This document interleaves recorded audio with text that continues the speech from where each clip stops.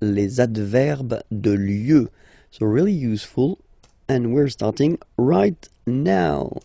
So the first one that we'll see, so I've been putting each time the English first and then the French version here. Okay, so here. So I won't read the English one. I will focus on the French one if that's okay with you. Ici. Ici. Okay, then là. So remember, you've got this accent, but well, you don't pronounce it. Okay, so it's là. Là. Whoops. Là-bas. Là-bas. Remember, final S not pronounced. Là-bas. Loin. Loin. So remember, when you get this combination O-I-N, it's ouin, ouin, ouin. Okay? Loin. Alright? So let's see them one more time. Ici, là, là-bas, loin. Okay? Devant, final T not pronounced. Devant. Devant. Derrière. So if you look carefully, you've got here and then double R, so it will open the sound of this and you should pronounce it okay? Derrière. Same thing here. You've got this accent grave, derrière. Okay? Don't pronounce the final Derrière. Okay? Final S not pronounced. Dessus. Dessus.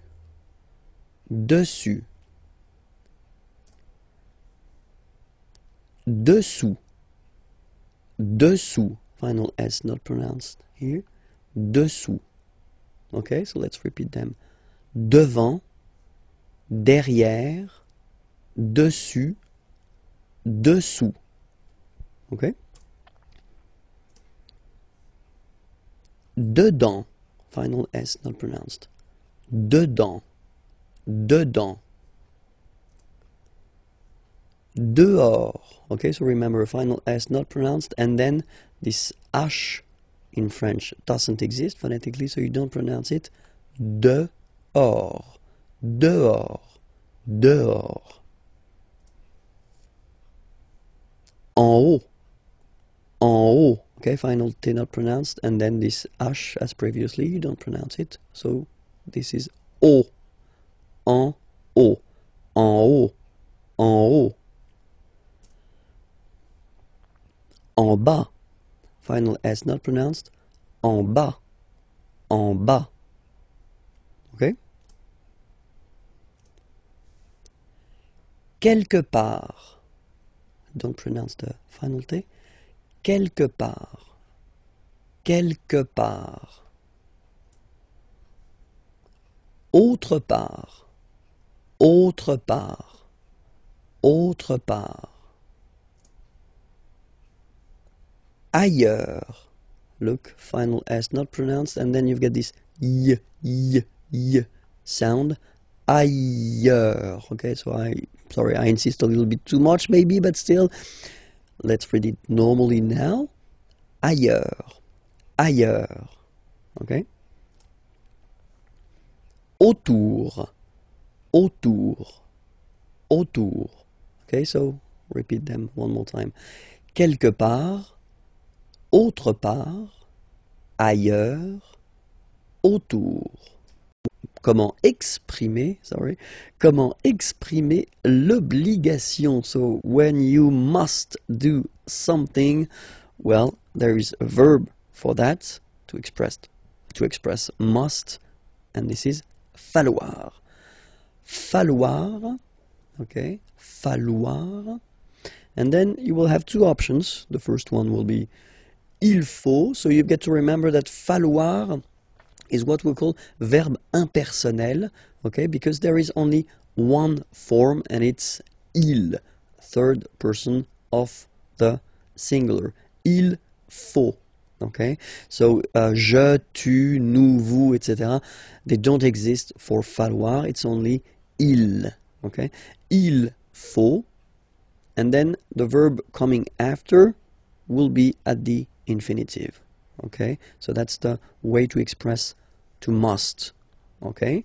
And then, or to have to if you want, il faut, okay, same form, but then you will add after that un nom, a noun, okay? So whether a verb at the infinitive form or then a noun. So we'll see a few examples now. So the first scénario, as we would say in French, is falloir plus infinitif, okay? So here, il faut respecter les règles. All right? Il faut respecter, so to respect, les règles, the rules. Il faut respecter les règles.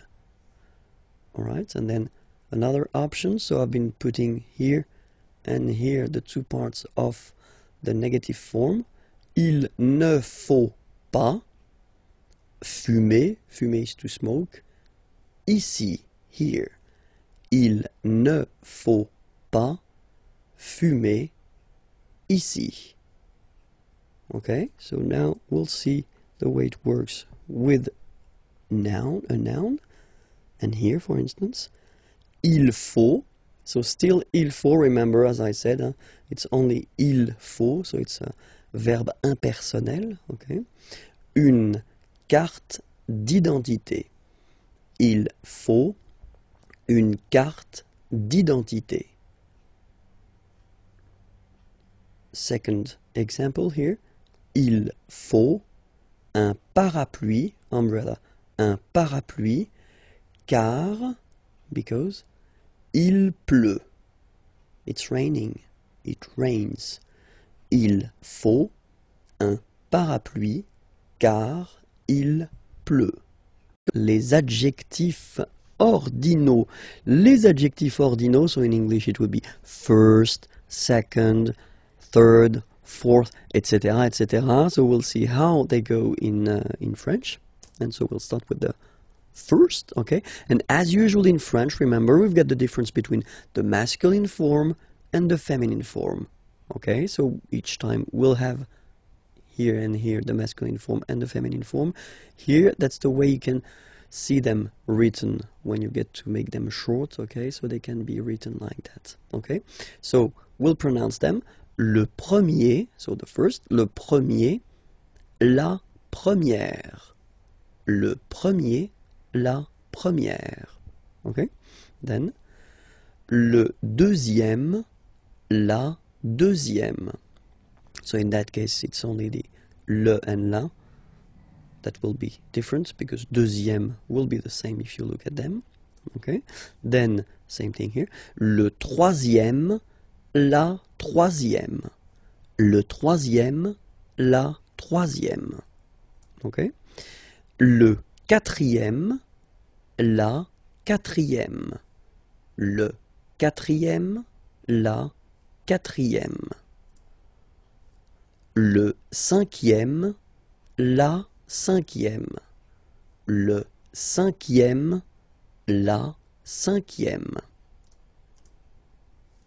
Le sixième, la sixième. Le sixième, la sixième. Le septième, so remember we don't pronounce this P here. Le septième, la septième. Okay? Le huitième, remember H doesn't exist.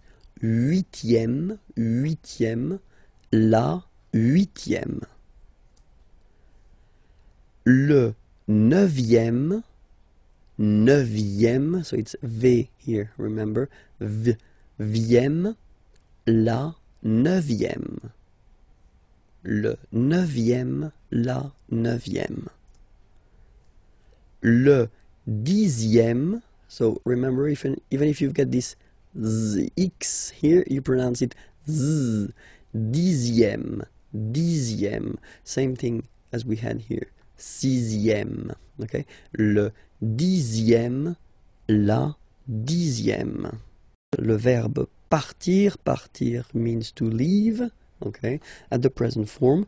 So we see this verb because this verb is normally quite useful, and then it is not regular, so it belongs to the third group of verbs, so it's always good to see the conjugation together, okay? So the first form is je pars.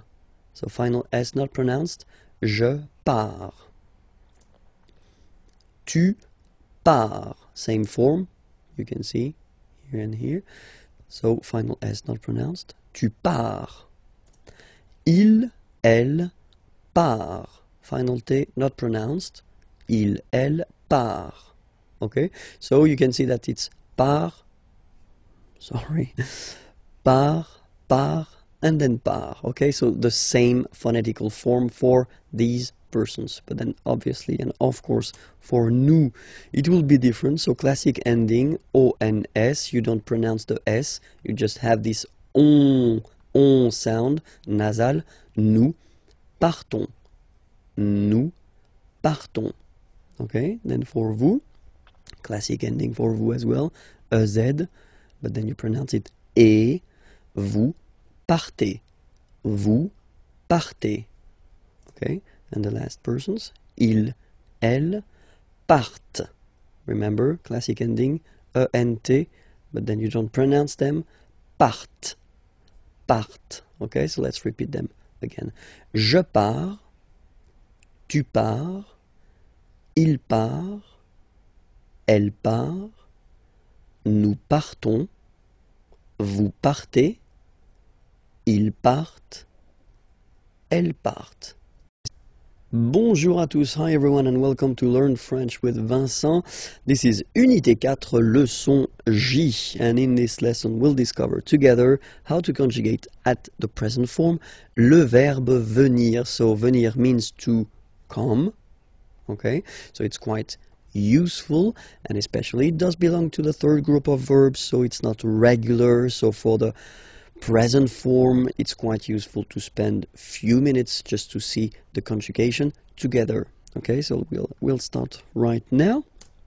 First form, je viens, final S not pronounced, je viens. Remember, I-E-N, ien, je viens. Okay, tu viens, final S not pronounced, tu viens. Okay, then il, elle, vient, final T not pronounced, il, elle, vient. Okay, so je viens, tu viens, il, elle, vient. Phonetically it's the same form, okay, but then for nous it will be a bit different. ONS, remember, classic ending for nous at the present form, final S not pronounced, so you will get the sound venons, nous venons, nous venons. Okay, then classic ending for vous, Z here, and then you pronounce it et, vous venez, vous venez. Okay, and the last one here, so you've got this double N just after the so it will change a little bit your pronunciation. You will have to pronounce this like okay. Ils viennent, so remember this classic ending ENT for the third person of the plural is here, but phonetically it doesn't exist, so you don't pronounce it. Viennent, viennent, okay? Ils viennent, elles viennent. Alright, so let's see the form one more time. Je viens, tu viens, il vient, elle vient, nous venons, vous venez, ils viennent, elles viennent. Alright? So, venir is quite important. Be sure to remember it by heart. Please, please, please, s'il vous plaît. And then, when you're ready, you can go at the following address to find the next lesson. Okay? And then more material here, IMAGIERS.net. Have a great day. Au revoir.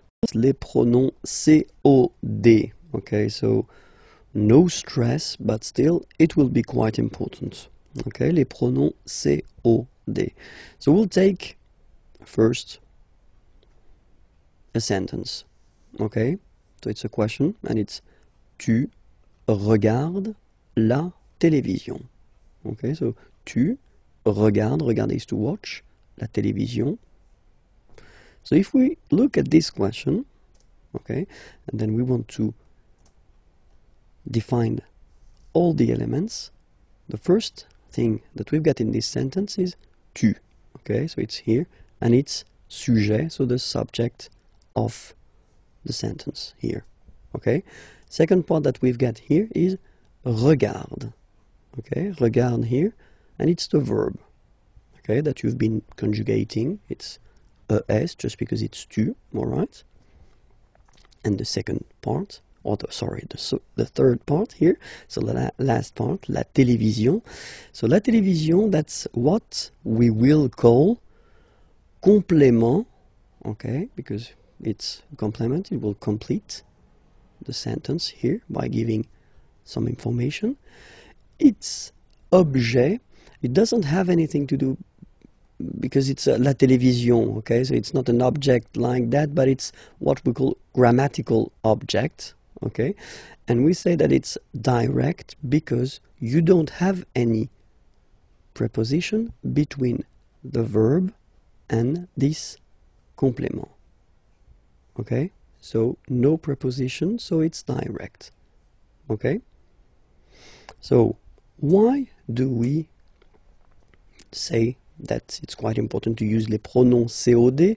Just because when you've got a question, so if someone is asking you, tu regardes la télévision, okay, the first option would be oui, je regarde la télévision. So of course it's possible to repeat, I mean, this part, la télévision, okay, but then if we're honest, then in most of the cases we won't repeat la télévision. In that case, we will use what we call pronouns, okay, just to avoid repeating this word, okay. So let's see these pronouns together. So as usual, we will have the difference between the masculine, the feminine, and the plural, okay. In that case here, we'll start with the masculin singulier. Masculin singulier will be first le, or then, as usual, if we've got a vowel coming after, the E will disappear, so it will be L apostrophe, okay? Le, or then L, like that, okay? If it's feminine, and at the singular form, so we're talking here about the third person of the singular, it will be la, or for the same reasons as previously, L apostrophe if you get a vowel after. Okay? And then for the plural form, so here we're talking about the third person of the plural, then it will be les. Okay, so let's repeat them one more time. So for the masculine singular form, it's le. For the feminine singular form, it's la. Okay, and then if they are followed by vowels, then you take a and a away, and then you get this l, okay? And for the plural form here, it's les. All right? So let's see that in action now. So if you get the same question, tu regardes la télévision. All right? So now we've got all the elements. So we know that tu was the subject, regarde the verb, la télévision, complément d'objet direct, and that's the thing we want to replace. We don't want to repeat la télévision, okay? So first, what do we need to do is first to spot the gender of the word. We know that la télévision is feminine, okay? So we've got all the keys necessary. Oui, je la regarde. So, as I said a long time ago in a lesson, remember that in French, the pronouns, like this one for instance, are coming before the verb. So that's the reason why you will have this la here before the verb. Oui, je la regarde. Okay? Let's take another question. And here you've got tu vas regarder la télévision. So what's the difference between the previous question and this question? Well, this is, and we saw that in a previous lesson, I guess it was on this unit, so you can check it if you're not sure about that. That's what we call the futur proche, so the near future. Tu vas regarder la télévision, you are going to watch. Okay, so that's the near future.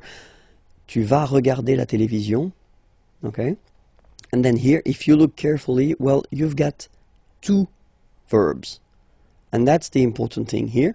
So if you will have a structure with two verbs, and then you want to use a pronoun, this pronoun will come always before the second verb.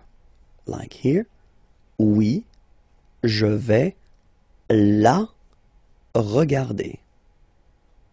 Okay? So I'm not telling you that it will come between the two verbs, because you can have many things between these verbs. Okay? So focus on this idea that it will come before the second verb. Oui, je vais la regarder. Okay? So we'll see that les pronoms complément d'objet direct can replace all the persons. So for the first person it will be me, second person it will be te, third person of the singular, so the one we saw, le for the masculine form, and then la for the feminine form. First person of the plural, nous. So basically it's quite easy to memorize this one, to remember it. Same thing here. Second person of the plural, vous. And then third person of the plural, les. Alright, so me, te, le, la, nous, vous, les. Alright? So we'll see now a few examples. So the first one, il me regarde. So if you want to say that he is looking at me, il me regarde. Okay, so remember, as I said previously, these pronouns are coming before the verb. Okay, il me regarde. Present form, only one verb, you just put it before. Il me regarde. Il te regarde. So he's looking at you. Il te regarde. Il le regarde. Il la regarde.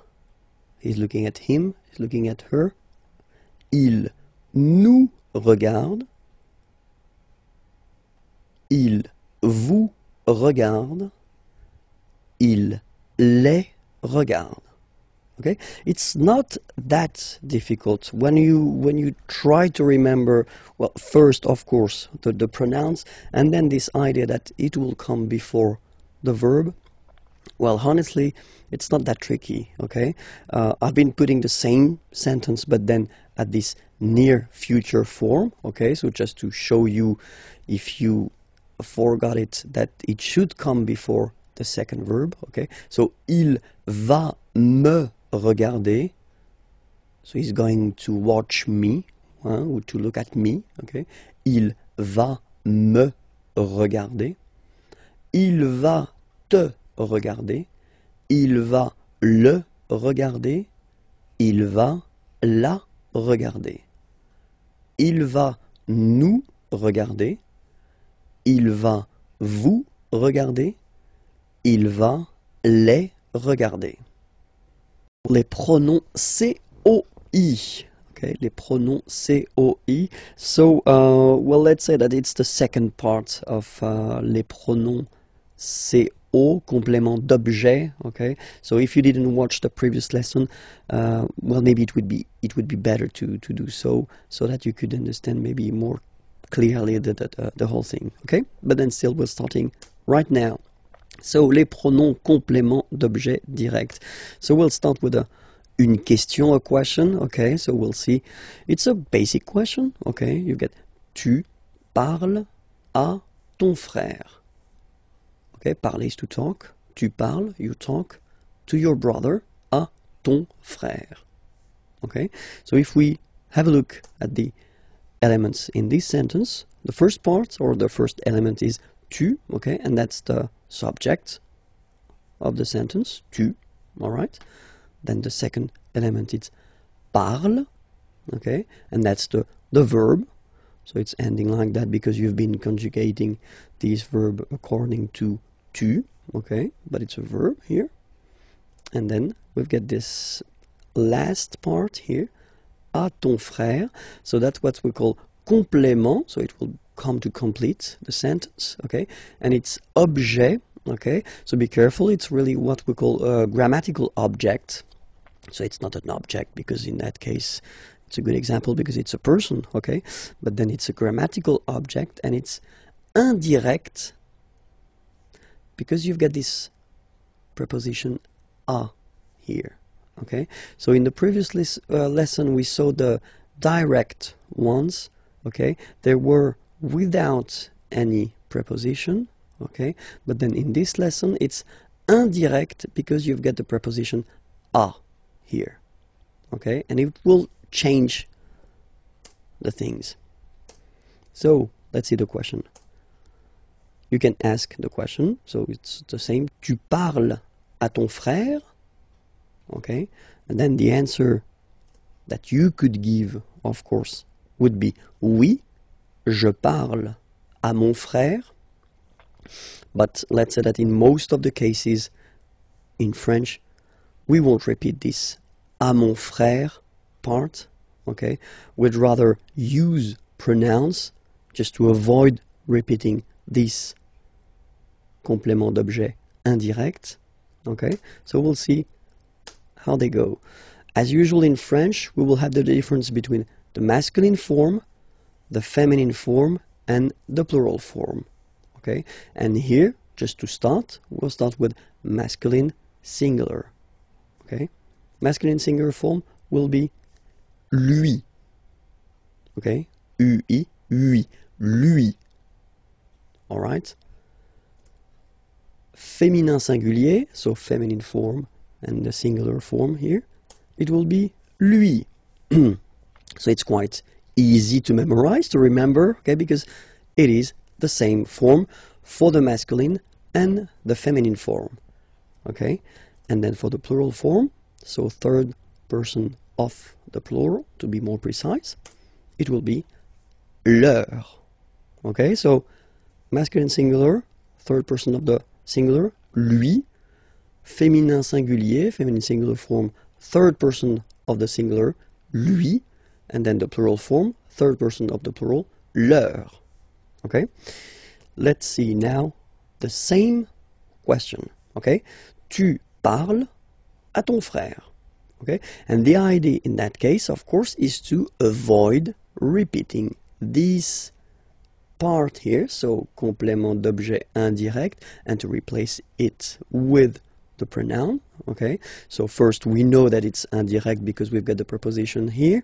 We know here that it's masculine because it's brother, okay, and then we've got the information here because it's ton, all right.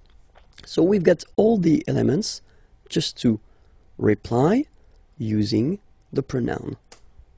Oui, je lui parle, okay. So the only thing you should really think about here is the position. So you should remember, as I said previously, that the pronouns in French will be placed before the verb. So je lui parle. Oui, je lui parle. Alright? And then we could have, well, basically the same question, but then this question would be like it is here at the near future. So if you didn't see the lesson regarding the near future, maybe it would be more useful for you to watch it, but still the near future, it's a way to construct the future but at the present tense with the verb aller, to go. You are going to speak or talk, okay, to your brother. Okay, so you are going to, but then the important thing in that case is that you've got two verbs. Okay, you've got aller here, to go, and then you've got parler, to speak or to talk. Okay, and when you've got two verbs, then for the pronoun that you would like to use, you will have to put it just before the second verb. Oui, je vais lui parler. Okay, so I'm not telling you that it should be between, because that's the case here, but then between these two verbs you could put many things, okay, like adverbs or other things. Okay, so remember that this pronoun lui should be before the second verb. Alright, so now we'll see these pronouns, but then for all the persons. Okay, for the first person of the singular, it will be me. Second person of the singular, te. Then third person, like we saw, so masculine and feminine, I only put one, so lui, because it's the same. First person of the plural, nous. Second person of the plural, vous. Third person of the plural, leur. Okay, me, te, lui, nous, vous, leur. Alright? So let's see examples now. So he's talking to me. Il me parle. Okay, remember, me, and then before the verb, il me parle. He's talking to you. Il te parle. Il lui parle. I don't know why lui is still white. Well, maybe it was a mistake from my... Yeah, it is a mistake. It should be orange, but then still. Il lui parle. Okay. Il nous parle. Il vous parle. Il leur parle. Alright? Il me parle. Il te parle. Il lui parle. Il nous parle. Il vous parle, il leur parle. Okay, so these examples are with one verb, okay, and then I've been rewriting the same sentence, but then at the near future, okay, with the two verbs, and then we can see how they go now. Il va me parler, he's going to talk to me. Il va me parler, so remember, you know, me before the second verb. Il va te parler, he's going to talk to you. Il va lui parler, he's going to talk to her, or he's going to talk to him, okay? Il va nous parler, he's going to talk to us. Il va vous parler, he's going to talk to you. Il va leur parler, he's going to talk to them, okay?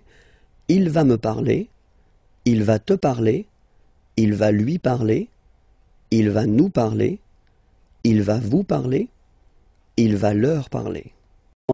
Bonjour à tous, hi everyone and welcome to Learn French with Vincent. This is Unité 4, leçon M. And in this lesson we'll see how to conjugate together le verbe vouloir. Vouloir means to want, and it belongs to the third group of verbs in French, so irregular. So that's the reason why I think it's quite good to see the conjugation at the present form together. So here it goes.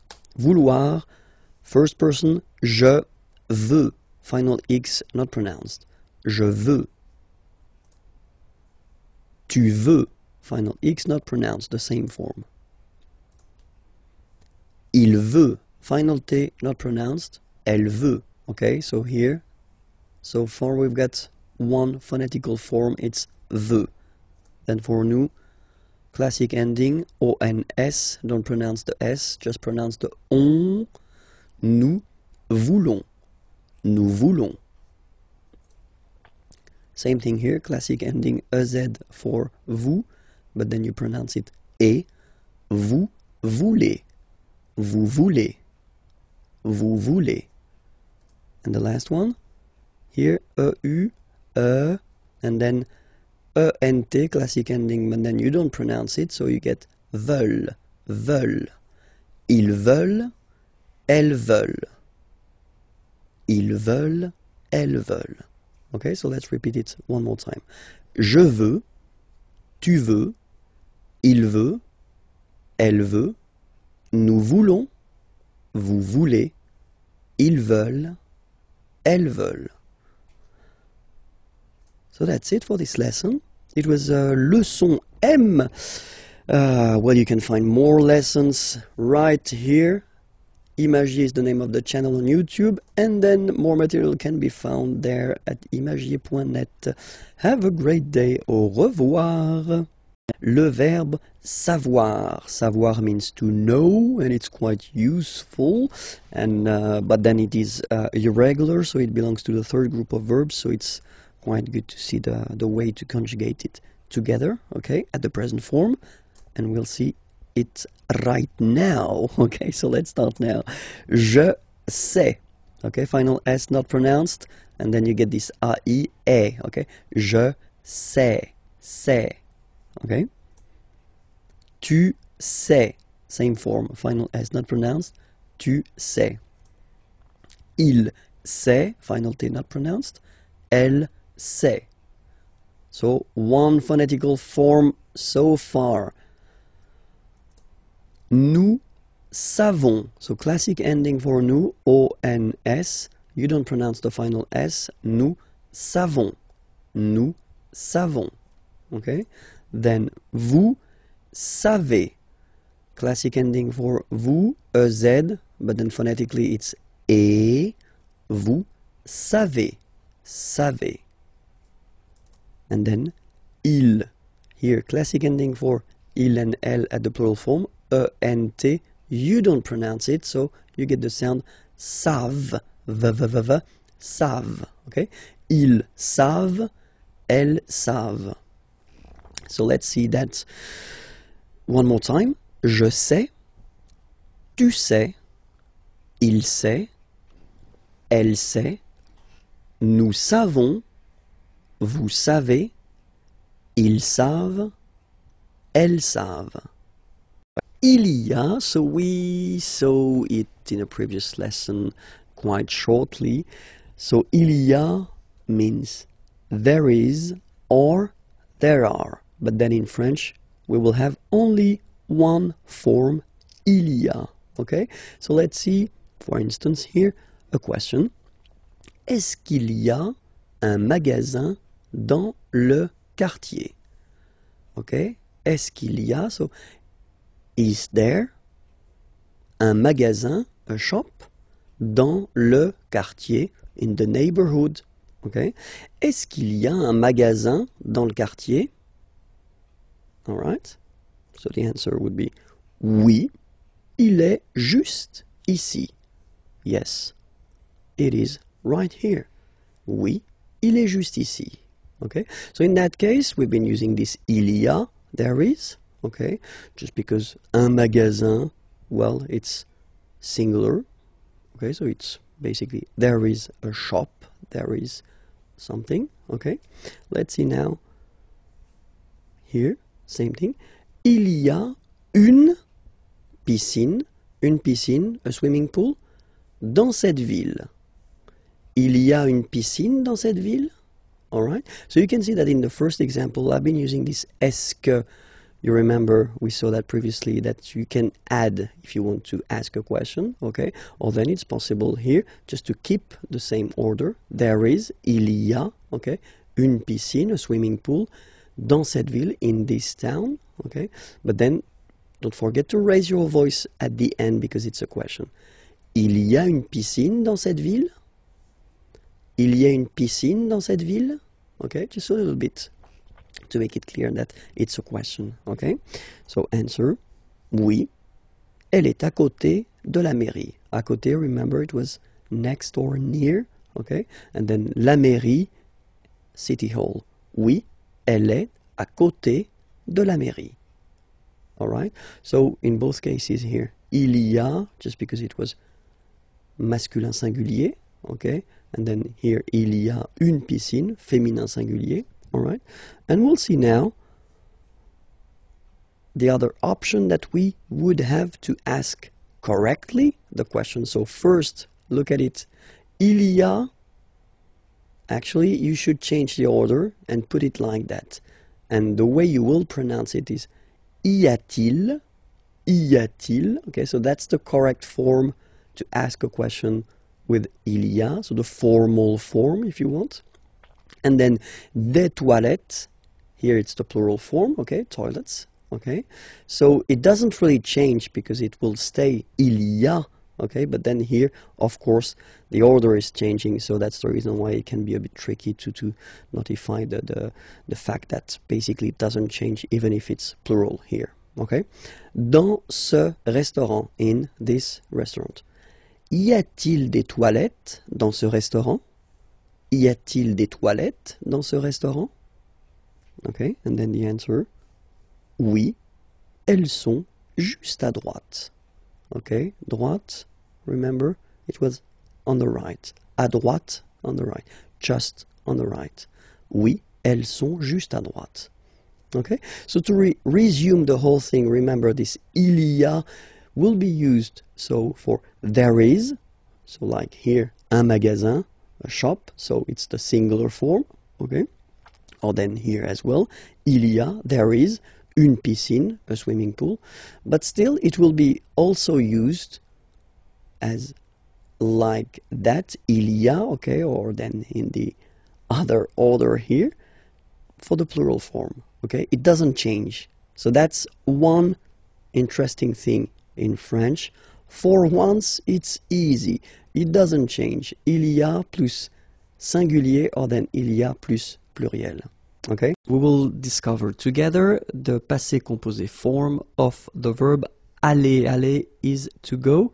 Okay? And remember that aller is one of the tricky verbs in at the passé composé form because it will use être and not avoir as most of the verbs. Okay, so that's the reason why here you will have the form je suis allé. Okay, and then you can make the liaison here. Je suis allé. Je suis allé. Tu es allé. Tu es allé. Il est allé. Il est allé. You've got this little liaison between the two. Il est allé.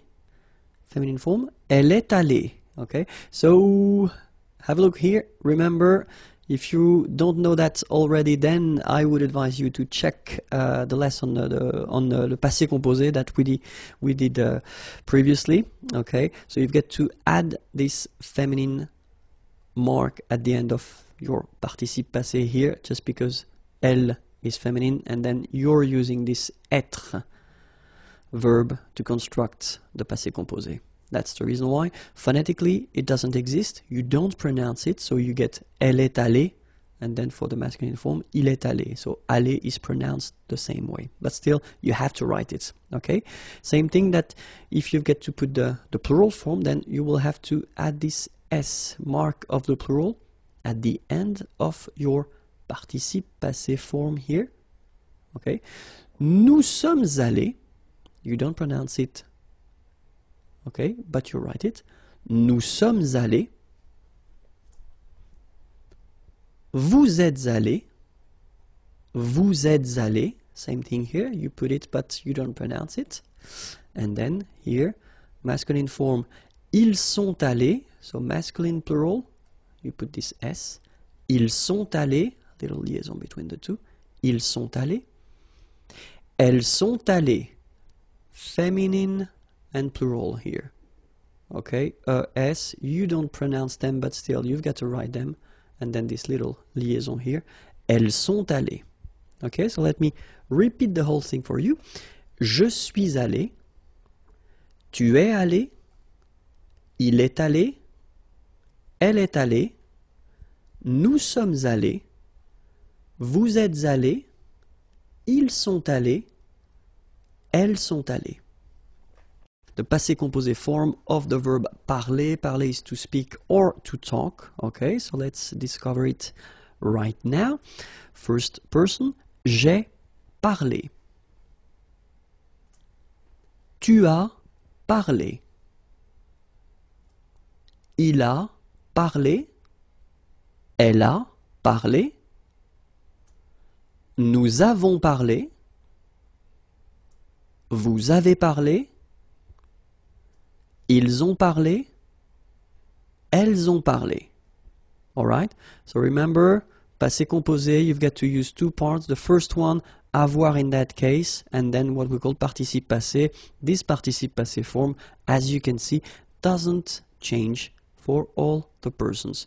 You will have to put avoir at the present tense here. Okay? J'ai parlé. Tu as parlé. Il a parlé. Feminine form, elle a parlé. Nous avons parlé, little liaison here, nous avons parlé, vous avez parlé, same thing here, little liaison, ils ont parlé, same thing here, ils ont, elles ont parlé. Okay, so we'll just see one more time the passé composé form of finir. Finir is to finish or to end, okay, and let's see how it goes. J'ai fini. J'ai fini. Tu as fini. Tu as fini. Il a fini. Feminine form, elle a fini. Nous avons fini. Nous avons fini. Vous avez fini. Vous avez fini. Ils ont fini. Elles ont fini. Okay, so let's see them one more time. Remember, as we saw previously, you've got avoir here, and then you've got fini. So this participe passé form, the second form that you've got to add to construct the passé composé. And fini doesn't change. It's here all the time, and it's written the same way. Okay, j'ai fini. Tu as fini. Il a fini. Elle a fini. Nous avons fini. Vous avez fini. Ils ont fini. Elles ont fini. Les unités de mesure. Okay, so let's start. 1 millimètre. Les millimètres. 1 centimètre. Les centimètres. 1 mètre. Les mètres. 1 kilomètre. Les kilomètres. 1 mètre carré. Les mètres carrés. 1 litre. Les litres. 1 gramme. Les grammes. 1 kilo. 1 kilogramme. Les kilos. Les kilogrammes. Les faux amis, so they look the same in English and in French, but then the meaning is different. Okay, so let's start now. And then the first one, it will be travailler. Travailler. Okay, remember when you get this I and then double L like that and a vowel. I. Travailler.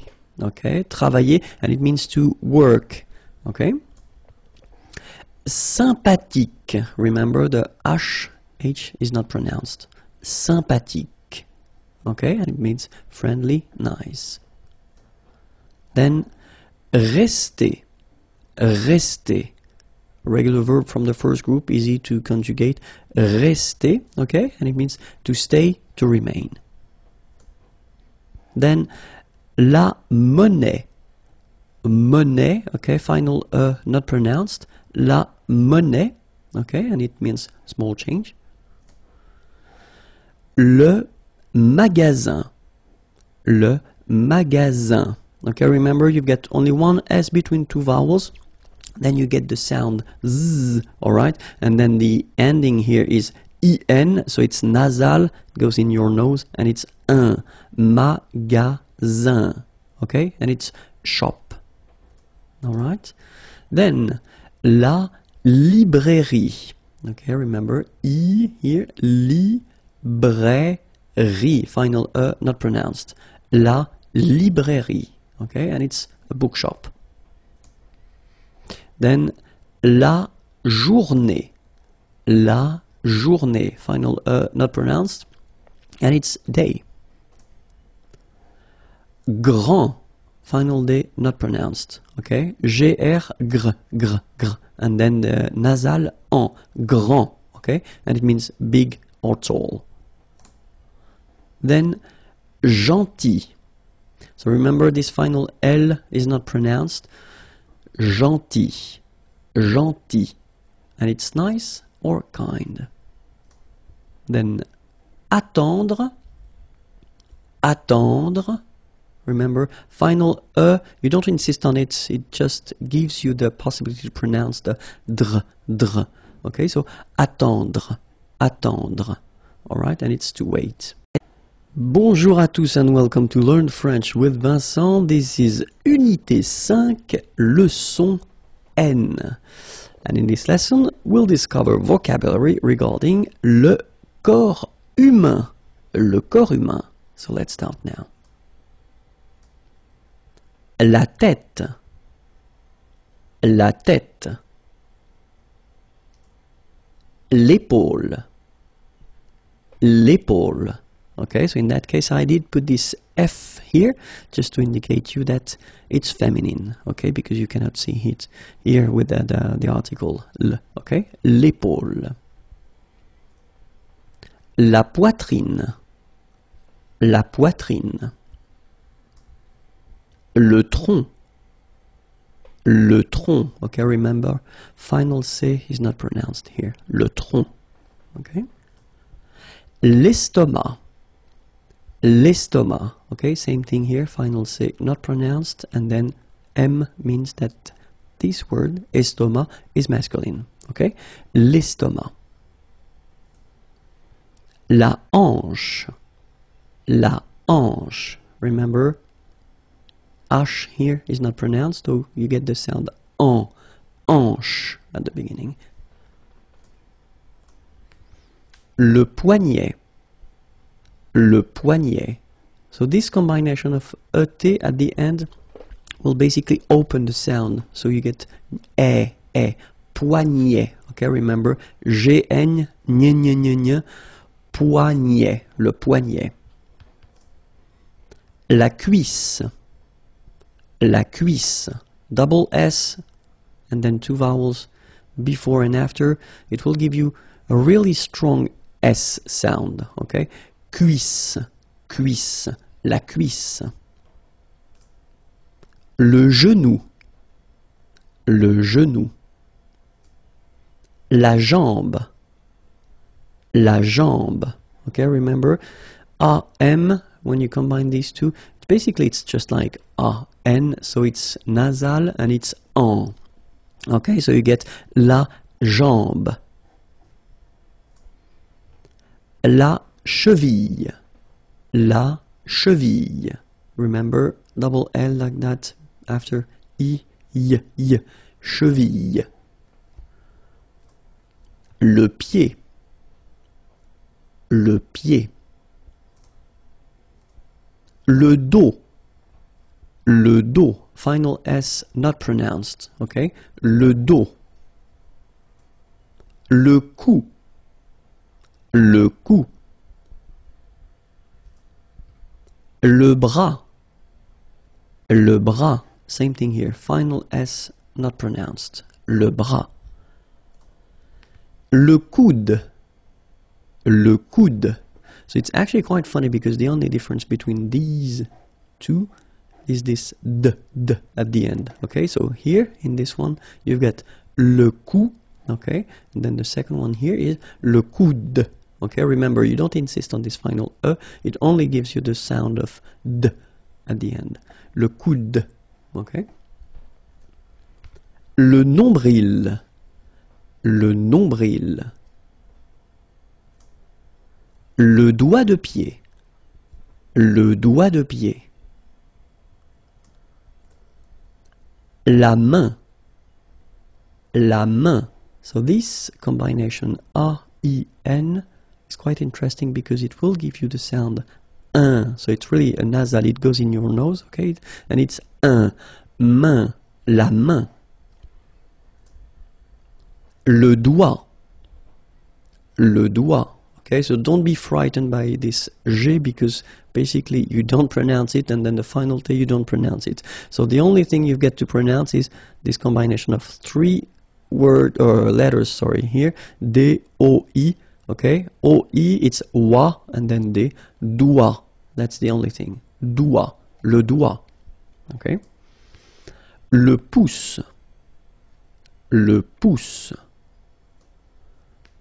L'ongle, l'ongle, okay, I forgot to write it, but it's masculine, okay, l'ongle.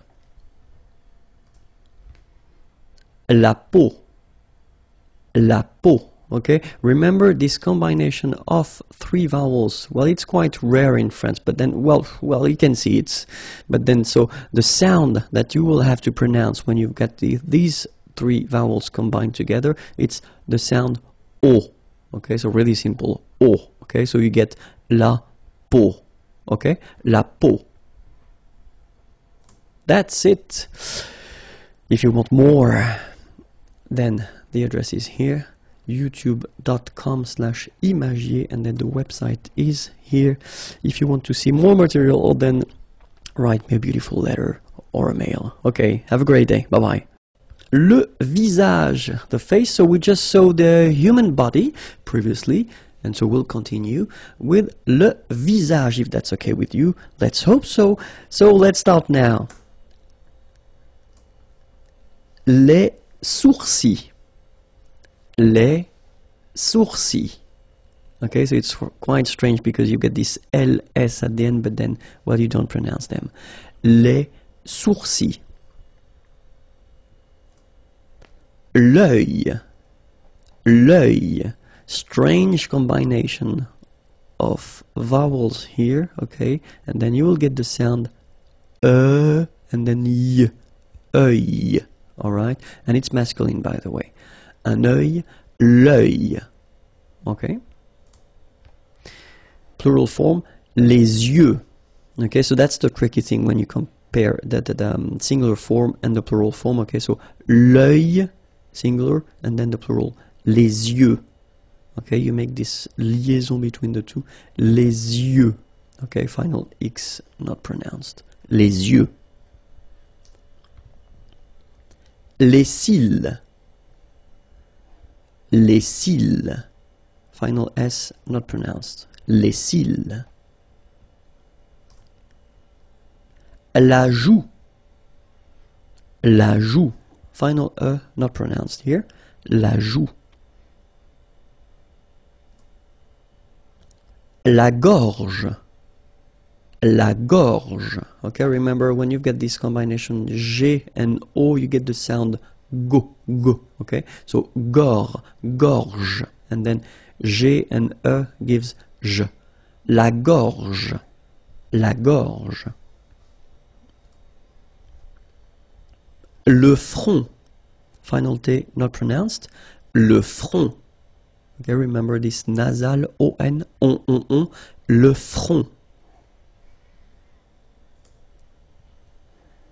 Le menton, okay, same thing here, so you get two nasal, the first one here, en, and then the second one here, on, le menton. L'oreille. Remember, when you get this I-L-L and then a vowel, it's Y. L'oreille. Alright? And it's feminine, by the way. Une oreille, l'oreille. le nez.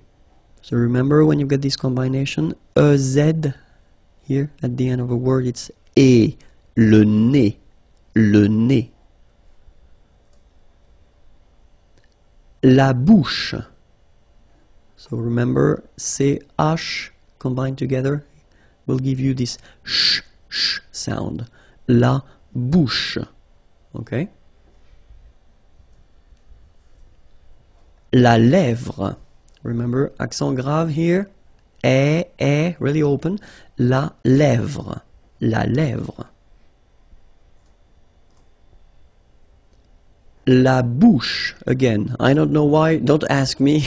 I was tired when I made this one. So, la bouche. One more time. La langue. Remember, when we've got this G and then U and then E, we get the sound G, G. Because when you combine this G and then E, remember it was the sound J. Okay, so you get to put this U between the two to get the sound G, G. So you get la langue, langue. Okay? La dent, final T not pronounced. La dent. Les cordes vocales. Les cordes vocales. So you can notice that as usual in French, you've got this mark of the plural at the end, S, and then S here as well, but you don't pronounce them, okay? Les cordes vocales. Indicateur de temps. So if you want to introduce some sentences or concept at the past, present, or future tenses, then you will have to use them. So let's start now with the past, le passé, okay? And then the first one is hier. Hier means yesterday, okay? Hier. So remember, this H here is not pronounced, okay? So hier. Then la semaine dernière, okay? So it's last week, okay? But then if you look carefully, we've got la semaine, so semaine means week, okay? And then dernière is coming after, okay? So la semaine dernière. And in that case, if you look carefully as well, you get dernière, so it's the feminine form, because la semaine, la is a feminine word. Okay, so la semaine dernière, last week. And then we've got this autrefois, so it could be translated like in olden days or in olden times, okay? Autrefois, so A-U, autrefois, final S not pronounced, okay? Autrefois. Then for the present now, we've got aujourd'hui means today, okay? So don't be afraid by this word because it looks a bit scary if you look at it like that, but take the time to, well, divide it. So the first one, A-U-O, jour, and then dui, okay? H is not pronounced, so you only get this dui thing. Aujourd'hui, aujourd'hui, and it means today, okay? Then cette semaine, okay? So we've got here what we call adjective démonstratif, okay? This, cette, okay? And it's at the feminine form, cette, and then semaine, week, this week, cette semaine. All right, and then maintenant, okay, normally we tend not to pronounce this okay, so we get this maintenant, maintenant, okay, now. For the future now, we've got demain, and it means tomorrow. Demain, remember, when you combine this A-I-N, you get the sound un, demain, demain, okay, then la semaine prochaine, so it's next week, okay? And as we had for the past tense here, we had la semaine dernière, okay? So last week and dernier was coming after semaine, exactly the same concept. So you will have to put prochaine, so it's the feminine form here, after la semaine, okay? So next week, la semaine prochaine.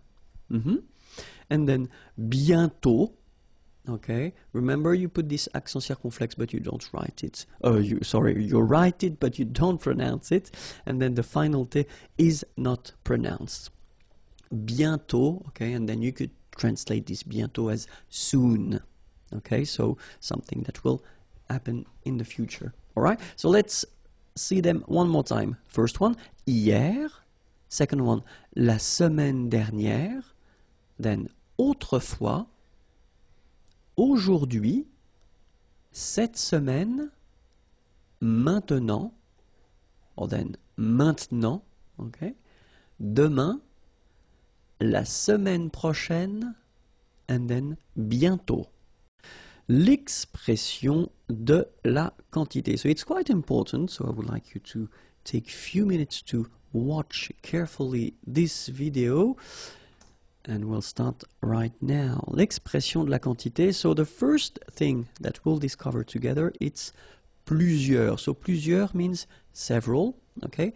And so the way you will have to construct it is that after that you will have to add a noun, okay, but then keep in mind that it should be at the plural form, okay, so several, and then followed by a noun at the plural form. So let's see a few examples now.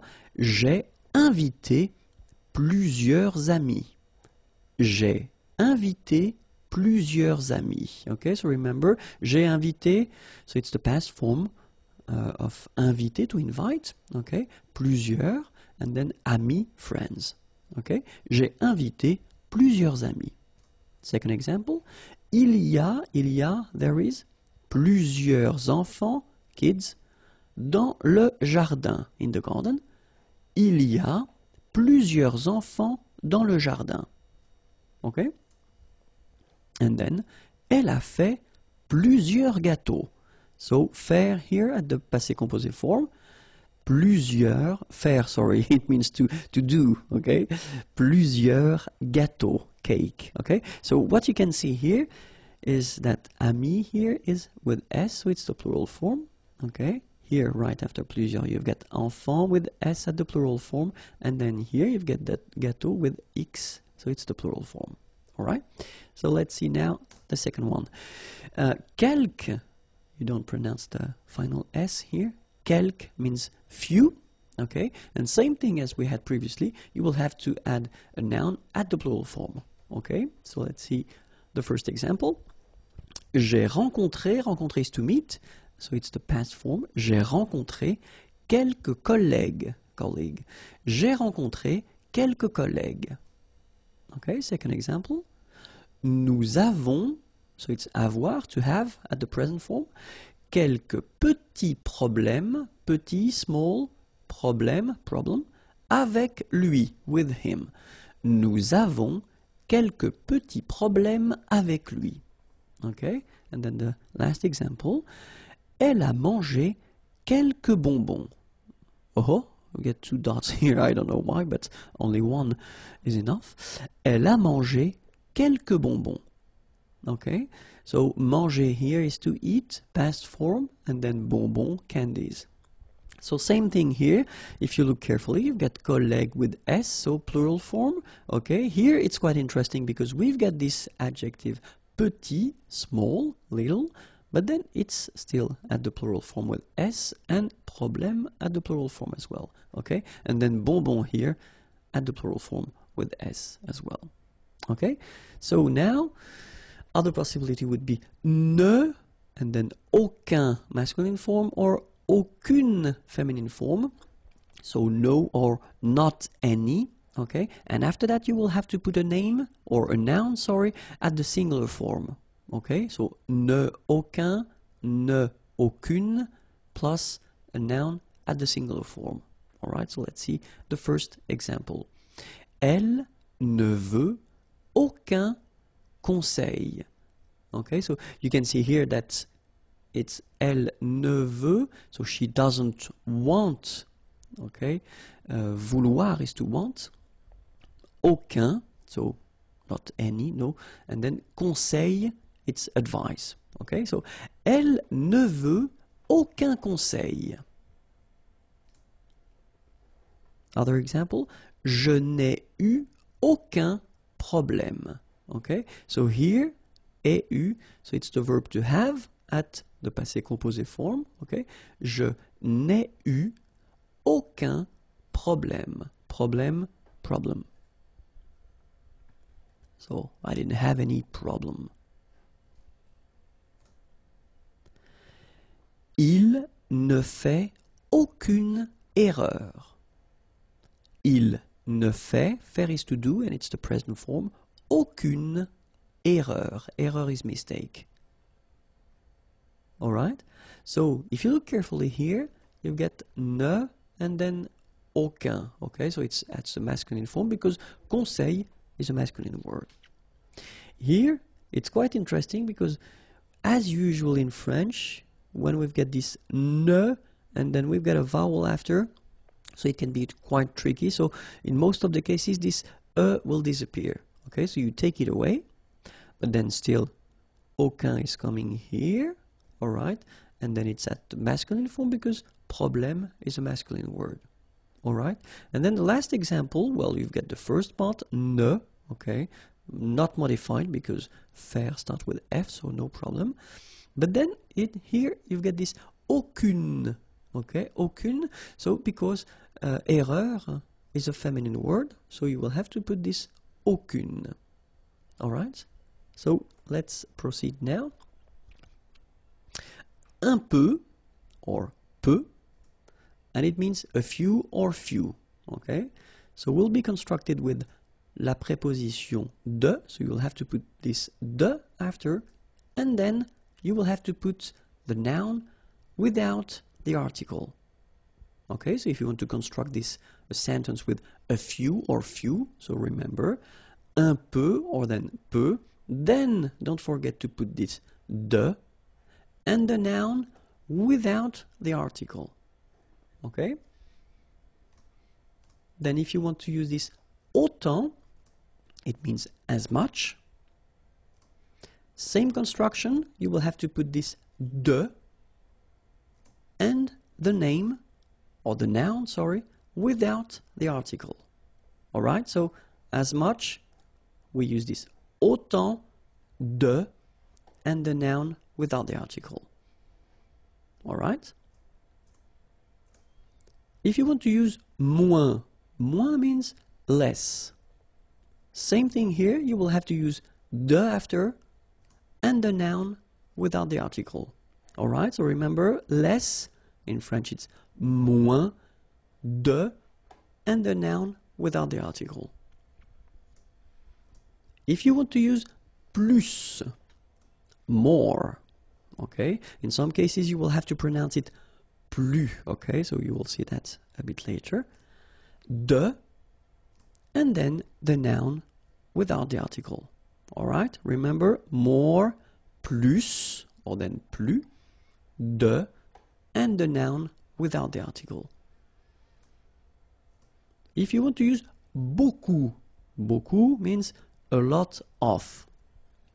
It looks a bit strange, huh? Beaucoup, like that. Remember, you don't pronounce the final P, okay?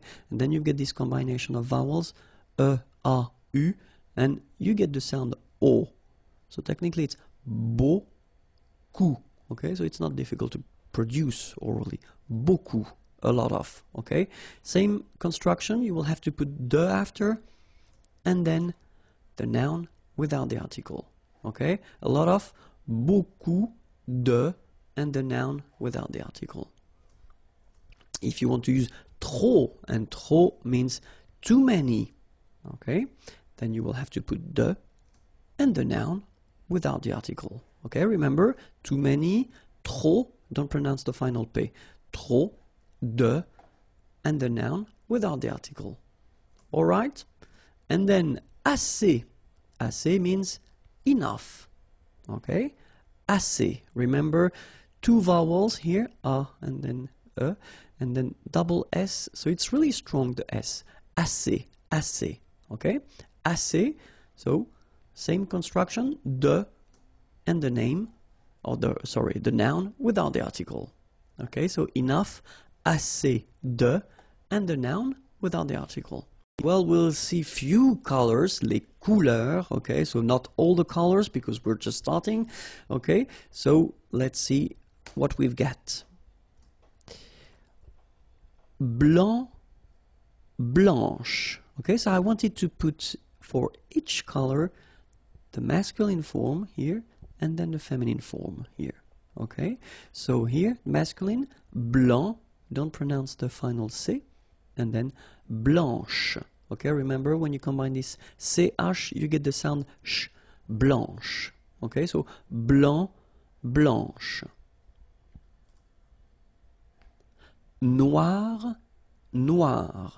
So it's quite funny because you will have to add this E at the end of noir for the feminine form, but then you don't pronounce it. Okay, so phonetically it is exactly the same. Noir, noir. Okay? Gris, don't pronounce the S, but then for the feminine form, grise. Remember? Grise. Alright? So when you add this E, basically it gives you the pronunciation or the possibility to pronounce the previous letter here. It's Z. Grise. Alright? So gris, masculine form, feminine form, grise. Bleu,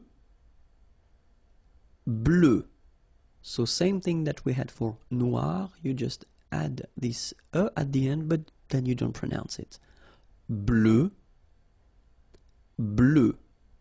Alright? So let's see them one more time. Blanc, blanche. Noir, noir. Gris, grise. Bleu, bleu. Okay? So let's continue. Bleu foncé. Bleu foncé. Okay, so foncé, this adjective, well basically it will be like dark. Okay, bleu foncé. Bleu clair. So same thing here, this clair adjective is like light. Okay, bleu clair. Jaune. Okay, so it will be the same at the masculine and the feminine form. Jaune. Jaune.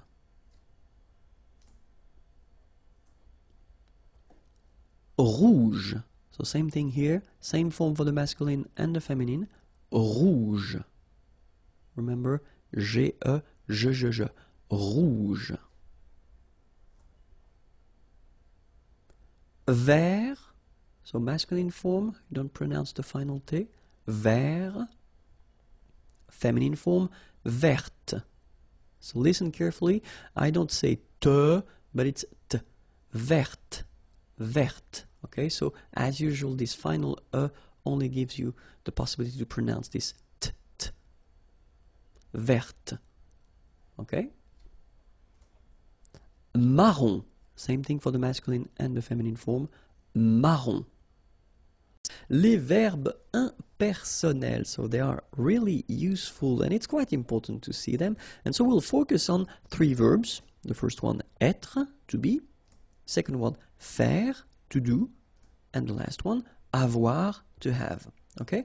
And so the important thing with this concept or this idea, les verbes impersonnels, is that, well, you will see in the examples, they are not connected to a person, and that's the main concept. So even if in French we use this il, so the pronom personnel il, okay, technically if you want to translate that directly in English, it would be translated by it, okay, but then in French we use this il instead of it, okay. So let's see now for être, for instance. So if you use this il est, you will use this structure if you want to talk about the time. Okay, for instance, we've got the first example here. Il est tard. Tard is late. Okay, so il est tard. It is late. Il est tard. Okay, so even if we use this il, so it doesn't have the concept of he as normally we have. Okay, it's really this impersonal form. Okay, and then il est tôt. It is early. Okay, same thing. That's the reason why we use this il form when we put when we give the time. Okay, il est 12 heures, or then il est midi, 12 hours. Okay, and then this midi, it's noon. Okay, so il est 12 heures, il est midi. All right. Second example is faire, and then it's really useful to use this faire. So il fait, if you want to talk about the weather, pour parler du temps, okay, pour parler du temps. So for instance, il fait chaud, okay, chaud, warm, hot, okay. So il fait chaud. So if you want to say it is hot, it is warm, then that's the structure you will have to use. Same thing if you want to say that it is cold, okay, froid is cold, il fait froid, okay. Il fait chaud, il fait froid. All right? And then if you want to talk about the weather, okay, in that case it's beau, okay, it's a nice weather. Il fait beau. Okay? The opposite, mauvais, bad. Il fait mauvais. All right? Il fait chaud, il fait froid, il fait beau, so it's a beautiful weather. Il fait mauvais, it's a bad weather. Okay, and the last one, avoir. Avoir, so if you, well, we did introduce that a little bit earlier, but then this il y a structure is quite useful because you can, well, situer dans l'espace, parler du temps, parler de l'heure. So if you want to locate into space, say where things are, or then parler du temps, talk about the weather, or then parler de l'heure, talk about the time. So that's the structure you will have to use, this il y a, il y a. Okay, so let's see one example. Il y a un parc ici. Okay, so there is un parc, a park, ici, here. Il y a des nuages, clouds. Il y a des nuages. So even if we've got this il y a, okay, remember that it can be for the singular, or then it can be for the plural as well. So this a won't change. Il y a des nuages. Il y a du soleil, sun. Il y a du soleil. So there is sun. Il y a de la neige, snow. Il y a de la neige. Okay, and then if you want to talk about the time or a period, il y a 15 ans. So in that case, it's quite interesting because when we use this il y a 15 ans, technically it's 15 years ago. So this il y a will mean ago. Il y a 15 ans, j'ai voyagé en Chine. Okay, voyager is to travel. You've got the passé composé form here. En Chine, in China. Il y a 15 ans, j'ai voyagé en Chine. So let's see them one more time. Il y a un parc ici. Il y a des nuages. Il y a du soleil. Il y a de la neige. Il y a 15 ans, j'ai voyagé en Chine. Les démonstratifs. Les démonstratifs, so we'll see two types of demonstrative. The first one will be adjectif, démonstratif, okay? And then the second one will be pronom démonstratif. All right, so let's start. So we'll see for the adjective démonstratif, the masculine singular form, feminine singular form, masculine plural form, and then feminine plural form. Okay? Masculin singulier, féminin singulier, masculin pluriel, and then féminin pluriel. So let's see how they are. So when we talk about les démonstratifs, technically it would be translated in English like this. Okay? But then of course we've got in French the difference between the masculine and the feminine form, and then masculine plural and feminine plural. Okay, so we'll see them now. The first one, so for the masculine, so this okay, adjective will be translated in French with ce, so it's the basic form, or cet. Okay, so you will have to use this second option here, this cet, when you will have a name or a noun after that will start whether with a vowel, or then with H plus a vowel. Okay, remember this H letter in French is not really pronounced. Okay, so it does indicate to you that, well, when you get a word starting with the sound of a vowel, then you will have to use this cette adjective. Okay, and then feminine form is cette, like that. So it's quite interesting, because if you listen carefully, the masculine form here, cette, and the feminine form here, cette, you write them differently, but then you pronounce them the same way. Alright? For the plural form, so masculine plural, it would be c'est, okay? And then feminine plural, good news, it's the same. So we've got one form here, ce, and the option cette, when you've got a noun starting with a vowel after, and then cette, feminine form, and for the plural you've got only one form, okay, and it's c'est, okay, remember, open, c'est, okay. One example, ce livre, so this book, okay, livre is book, here livre is masculine, so you will have to use the ce, okay, and then it doesn't start with the sound of a vowel, so it's the basic ce. This book, ce livre. And now we've got ordinateur. Ordinateur is a masculine word, means computer, okay? But then if you look carefully, it starts with O, okay, a vowel. So this ce ordinateur wouldn't be possible, so we've got to use the second option, as we saw previously, so it's cet, written like that, okay? Cet ordinateur, this computer. Third possibility here, we've got homme, man, okay? But then O is here, we've got this H letter. Remember, H is not pronounced, okay? So you've got the sound of O at the beginning of this word, okay? Cet homme, so that's the reason why you will have to use the cet.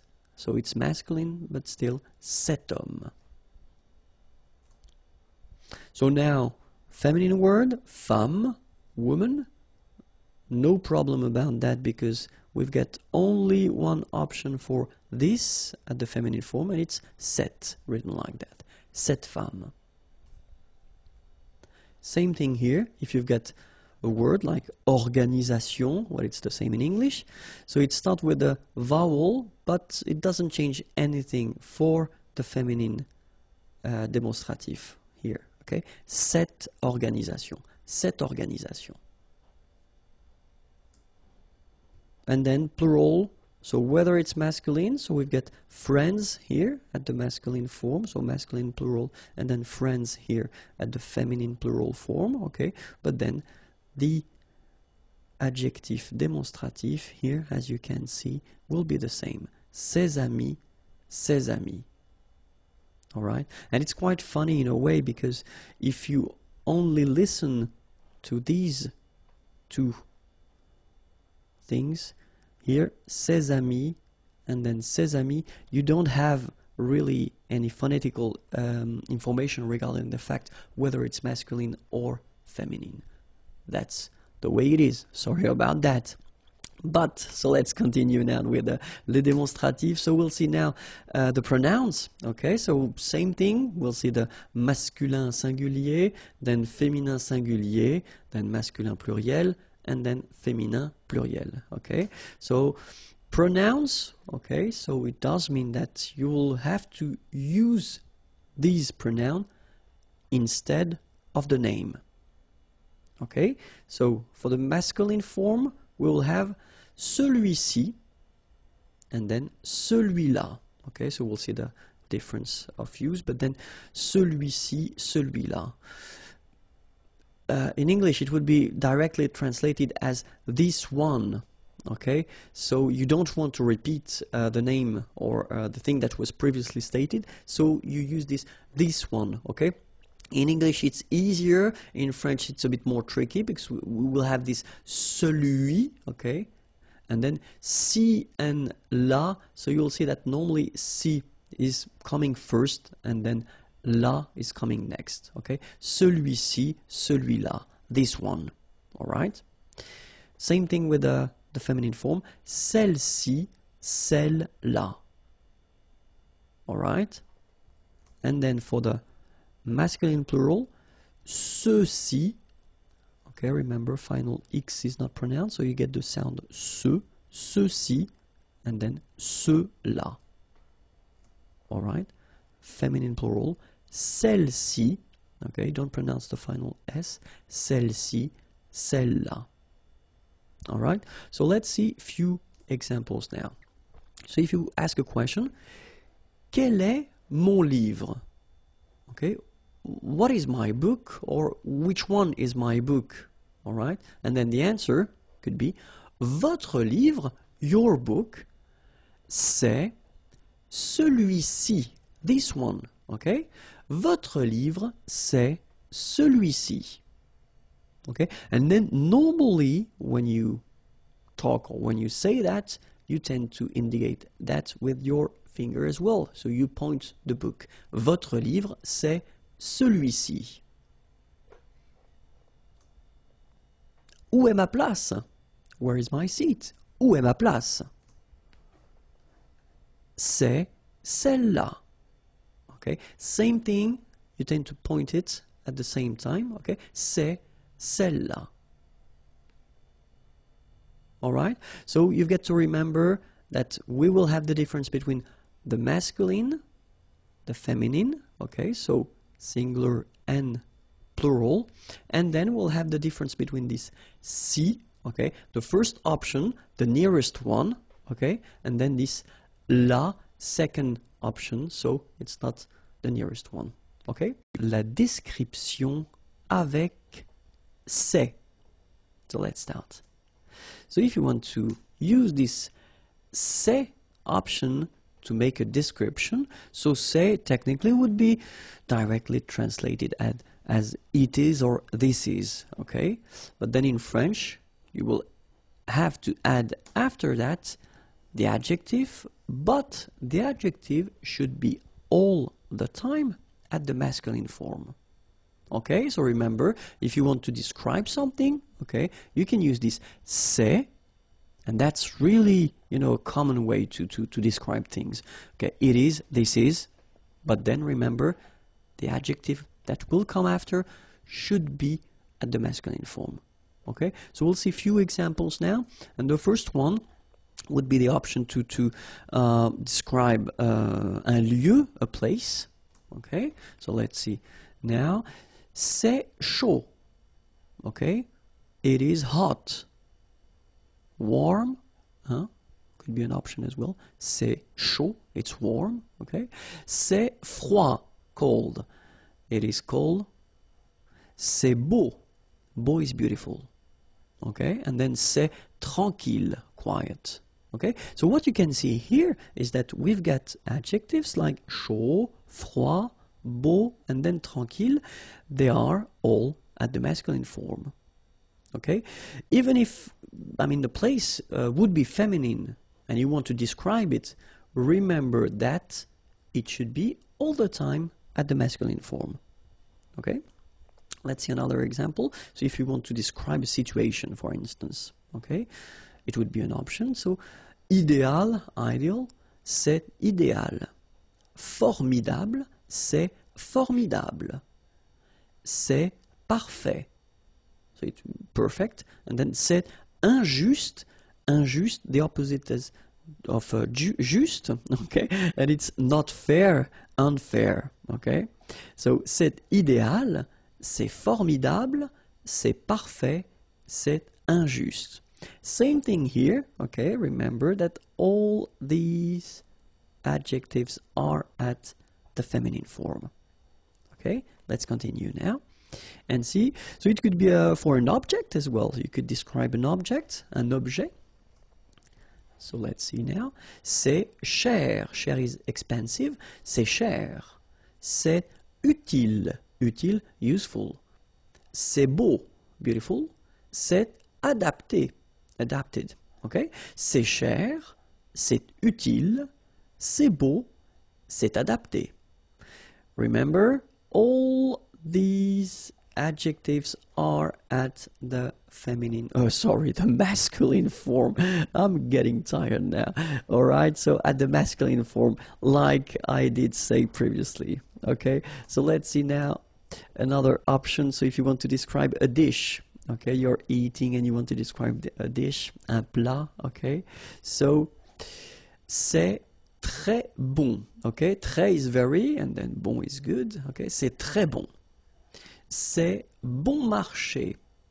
Bon marché, it's actually quite interesting. I mean, this adjective here, so it's a composed adjective, and it means cheap, okay, c'est bon marché. C'est salé. So remember, it's quite important because we've got the same adjective here without the accent. So if you don't put the accent, it means dirty, and then you pronounce it sale. But in that case here, okay, you put the accent, and it's quite important because in that case it means salted, okay? Salé, okay? C'est salé. C'est délicieux. C'est délicieux, okay? And then same thing here, if you look all these adjectives, they are at the masculine form, okay?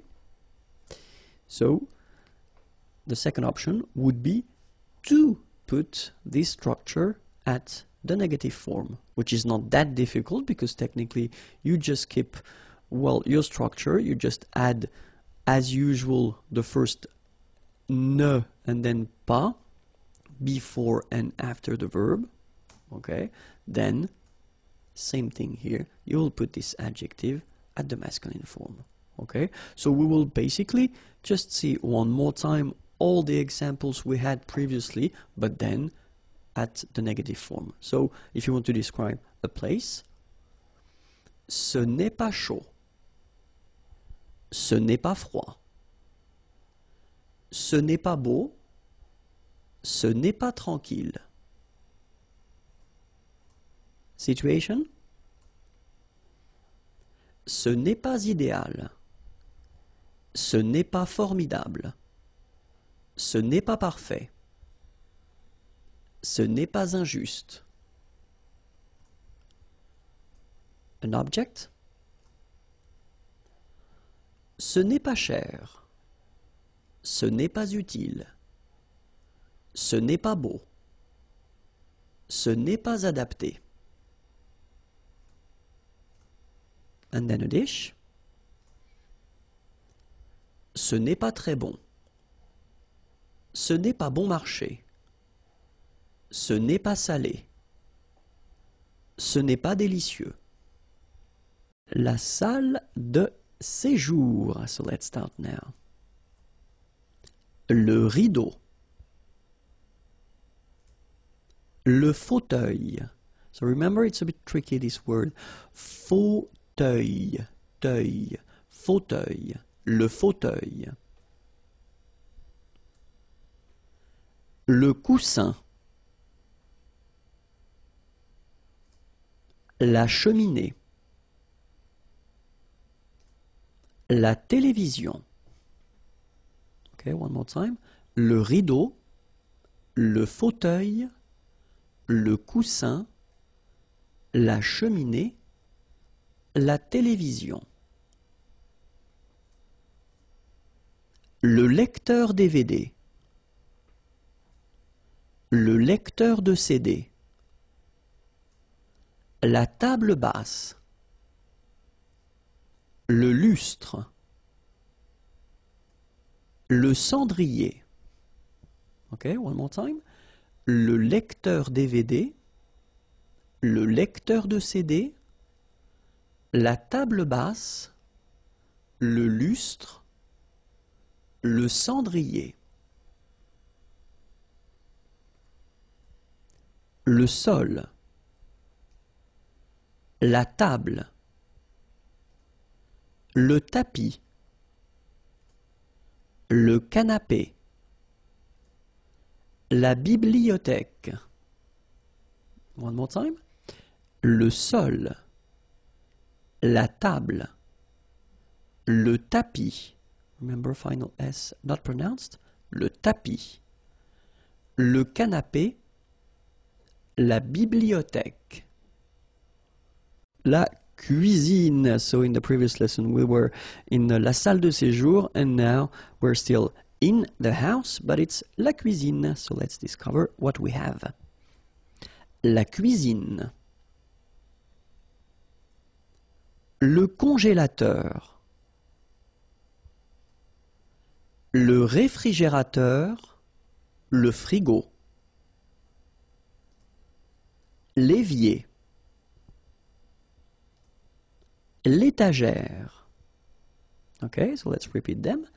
La cuisine, le congélateur, le réfrigérateur, le frigo, l'évier, l'étagère, l'égouttoir, l'armoire murale, le four, la cuisinière, le lave-vaisselle. Okay, let's see them one more time. L'égouttoir, l'armoire murale, le four, la cuisinière, le lave-vaisselle, le chauffe-eau, la théière, la cafetière, la louche, l'entonnoir. Okay, let's see them one more time. Le chauffe-eau, la théière, la cafetière, la louche, l'entonnoir. Le décapsuleur, l'ouvre-boîte, le tire-bouchon, le presse-citron, la passoire. All right, let's repeat them together. Le décapsuleur, l'ouvre-boîte, le tire-bouchon, le presse-citron, la passoire.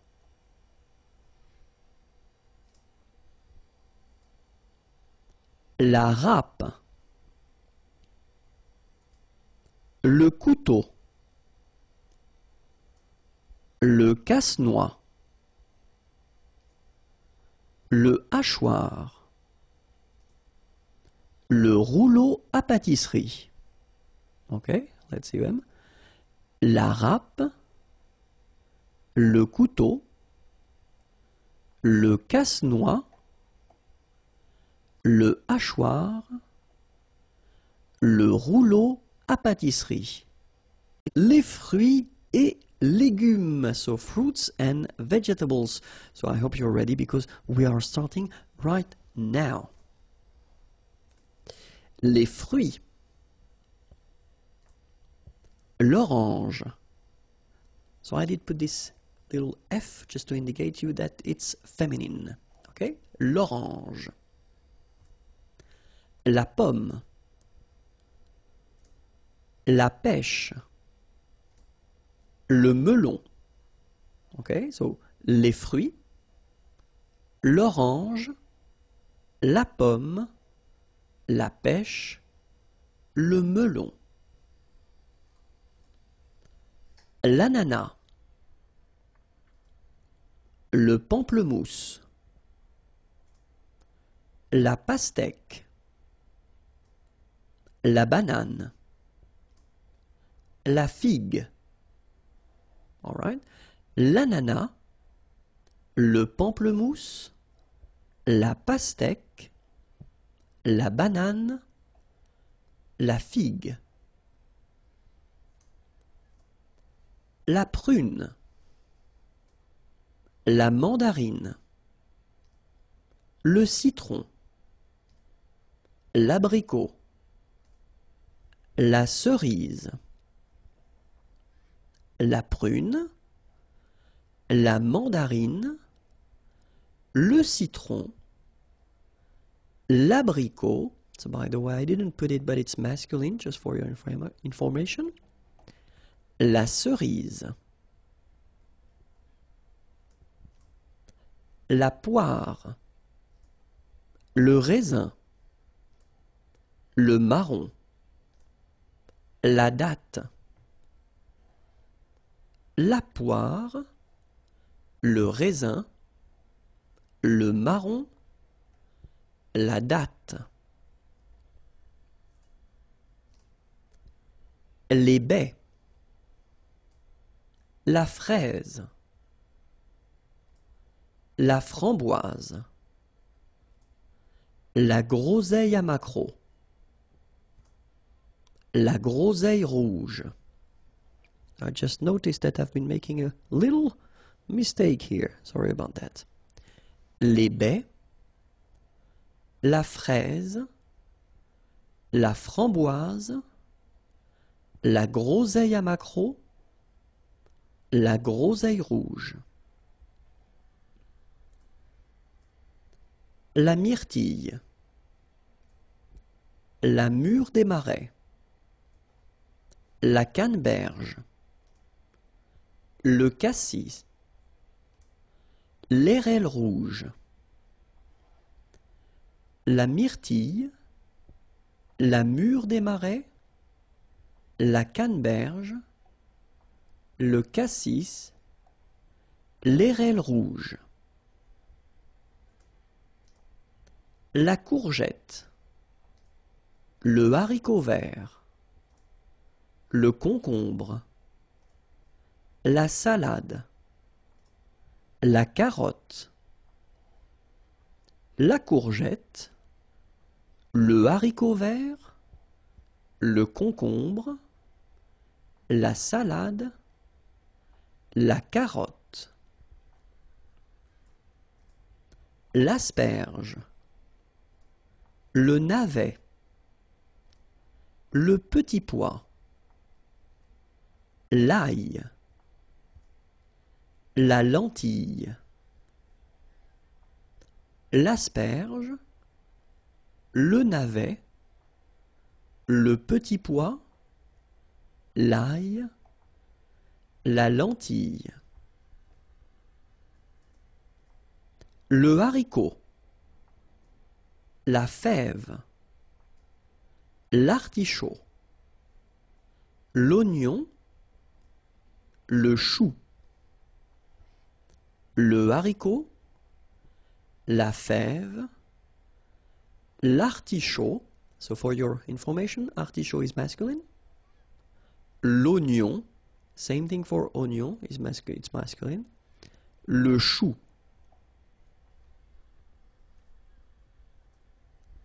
La tomate, le chou-fleur, la pomme de terre, le poivron, l'aubergine, la tomate, le chou-fleur, la pomme de terre, le poivron, l'aubergine. For your information, aubergine is a feminine word. L'épinard, le fenouil, le champignon. L'épinard, so it's masculine, le fenouil, le champignon. Bonjour à tous, hi everyone and welcome to Learn French with Vincent. This is Unité 6, leçon F. And in this lesson we'll discover together les comparatifs. So if you want to compare in French, well, this is the lesson you should definitely watch. So in this lesson, we'll discover three types of structures. The first one, avec un nom, with the noun.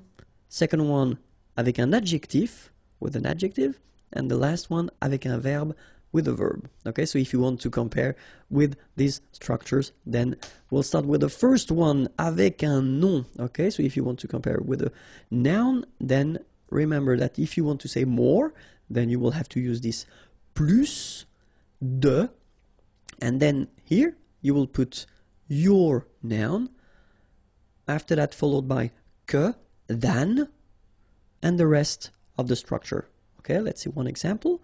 J'ai plus de chance que vous. J'ai plus de chance que vous. Okay, chance is luck. Okay, j'ai plus de chance que vous. Vous is you. All right. Il a plus d'amis que moi. Il a plus d'amis que moi. Amis, friends. Nous avons plus de livres que. Nous avons plus de livres que. Okay, so if I want to be really honest, and I will be, there is a strange thing in French language with this plus. Okay, because in some cases you will have to pronounce the final S, and in other cases you won't.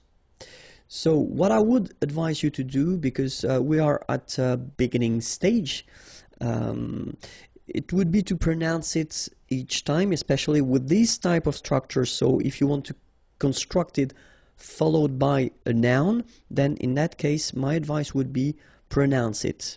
Okay. After that, if you get the chance to go in French-speaking countries or meet French-speaking persons, then you can listen to them and you will learn how to use it or not. Okay, but the first advice would be, if you're using this kind of structure with nouns, then pronounce it.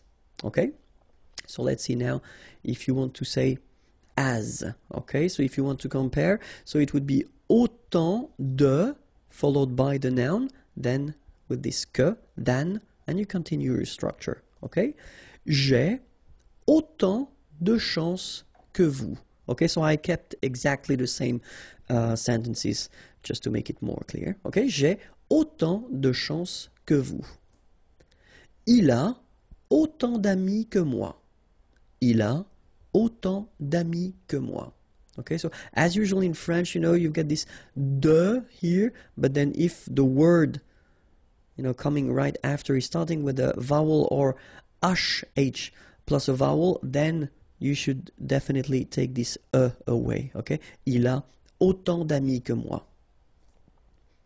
Nous avons autant de livres que. Okay, and then same thing here, as you can see here, you get this que. Okay, but then followed by a vowel. In that case, needs to go away, and then you get this que.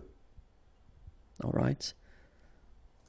Then if you want to say less, it's moins in French, so no discussion about the S here. Don't pronounce it, okay? Moins de, and then you put your noun, que, than, and the rest of the structure. So let's see. J'ai moins de chance que vous. J'ai moins de chance que vous. Il a moins d'amis que moi. Il a moins d'amis que moi. Nous avons moins de livres que. Nous avons moins de livres que. Alright, so that's it. Now let's see if you want to compare and use a structure with an adjective. Donc avec un adjectif, okay. First structure, if you want to use this more, okay, so you will use this plus, and in that case you don't pronounce the S, okay, plus. Then you put your adjective, and after that you put this que, than, and the rest of the sentence. Okay, so let's see now. Elle est plus rapide que moi. Rapide is fast. Okay, elle est plus rapide que moi. Il est plus fort que son frère. Fort is strong. Il est plus fort que son frère. Nous sommes plus intéressés que vous. Okay, and in that case, well, you make this little link, little liaison between the two, so you hear a little bit this S, okay? Nous sommes plus intéressés que vous. Alright, so let's see them one more time. Elle est plus rapide que moi. Il est plus fort que son frère. Nous sommes plus intéressés que vous. Alright? And then, aussi, then you put your adjective, que, then, and the rest of the sentence. Okay, so the same examples. Elle est aussi rapide que moi. Il est aussi fort que son frère. Nous sommes aussi intéressés que vous. Okay, so I'll repeat them. Elle est aussi rapide que moi. Il est aussi fort que son frère. Nous sommes aussi intéressés que vous. All right? And then, moins, same thing here. Remember, we don't pronounce the final S. Then you put the adjective que, than, and the rest of the sentence. Okay? Elle est moins rapide que moi. Il est moins fort que son frère. Nous sommes moins intéressés que vous. Okay, one more time. Elle est moins rapide que moi. Il est moins fort que son frère. Nous sommes moins intéressés que vous. All right? And so the last structure, if you want to compare with a verb, then in that case, remember, plus will be with the S. So pronounce it plus que. Okay, let's see now. Elle parle plus que toi. Elle parle plus que toi. Il mange plus que son frère. Il mange plus que son frère. Nous voyageons plus que vous. Nous voyageons plus que vous. Okay, so let's repeat them. Elle parle plus que toi. Il mange plus que son frère. Nous voyageons plus que vous. And then, autant que. All right? So it goes like, elle parle autant que toi. Il mange autant que son frère. Nous voyageons autant que vous. All right, so let's repeat them one more time. Elle parle autant que toi. Il mange autant que son frère. Nous voyageons autant que vous. And the last one. Moins que. Elle parle moins que toi. Il mange moins que son frère. Nous voyageons moins que vous. One more time. Elle parle moins que toi. Il mange moins que son frère. Nous voyageons moins que vous. And this is it. Okay, the next lesson is here on YouTube/Imagier, and then the website is here, imagier.net. Have a great day. Bye bye. Bonjour à tous and welcome to Learn French with Vincent. This is Unité 6, leçon G, and in this lesson we'll see together, let me click, le passé composé of the verb faire. Faire is to do, and then we'll see together the passé composé form. So we did introduce the passé composé in the unit 5, okay, but I just want to check and make it clear that everything is okay for you. So we'll start with faire. It will be quite fast, but still quite useful. Let's start. J'ai fait. Tu as fait. Il a fait. Elle a fait. Nous avons fait. Vous avez fait. Ils ont fait. Elles ont fait. Alright, so to make it clear, one more time, remember that in most of the cases for the passé composé, you will have to use avoir at the present form, followed by this participe passé form. So if you're not sure how to construct that, check unité 5 and then you will see the lesson that explains everything, okay? But then we'll repeat it one more time. J'ai fait. So remember, final T is not pronounced. J'ai fait. Tu as fait. Il a fait. Elle a fait. Nous avons fait. Little link between the two. Nous avons fait. Same thing here. Vous avez fait. And same thing here. Ils ont. Ils ont fait. Elles ont fait. Alright? So that's it. It was the verb faire at the passé composé. Really important. If that's okay with you and if it's clear, then you can continue. And the website is youtube.com/imagier. Or then more material, imagier.net. Have a great day. Au revoir. Well, basically it's for important verbs, and this one, venir, to come, is quite important, especially because it's a bit tricky in a way. So we'll see why. Je suis venu. Tu es venu. Il est venu. Elle est venue. Nous sommes venus. Vous êtes venus. Ils sont venus. Elles sont venues. Okay, so if you remember carefully when we introduced the passé composé construction in the Unit 5, I told you that most of the verbs were constructed with avoir, but then we had the list of the verbs that requires this être verb. Venir is among them, okay? So that's the reason why you put être here at the present form, okay? And then remember that if you get to put être, then have a look at the feminine form here. You will have to add this final e, okay, feminine singular.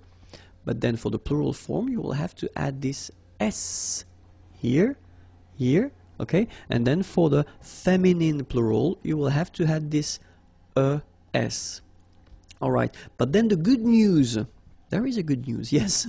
It's that you don't pronounce them. So basically you get the pronunciation venu, venu, venu, and then the same thing, venu, you don't pronounce this final e. Venu, you don't pronounce the final S. Venu, you don't pronounce the final S either. Same thing here, venu, and same thing here, venu, you don't pronounce S. So phonetically, you only have one way to pronounce it. But remember, if you want to write correctly, you will have to put E for the feminine, S for the plural, ES for the feminine plural. Okay, let's repeat them one more time. Je suis venu. Tu es venu. Il est venu. Elle est venue. Nous sommes venus. Vous êtes venus. Ils sont venus. Elles sont venues.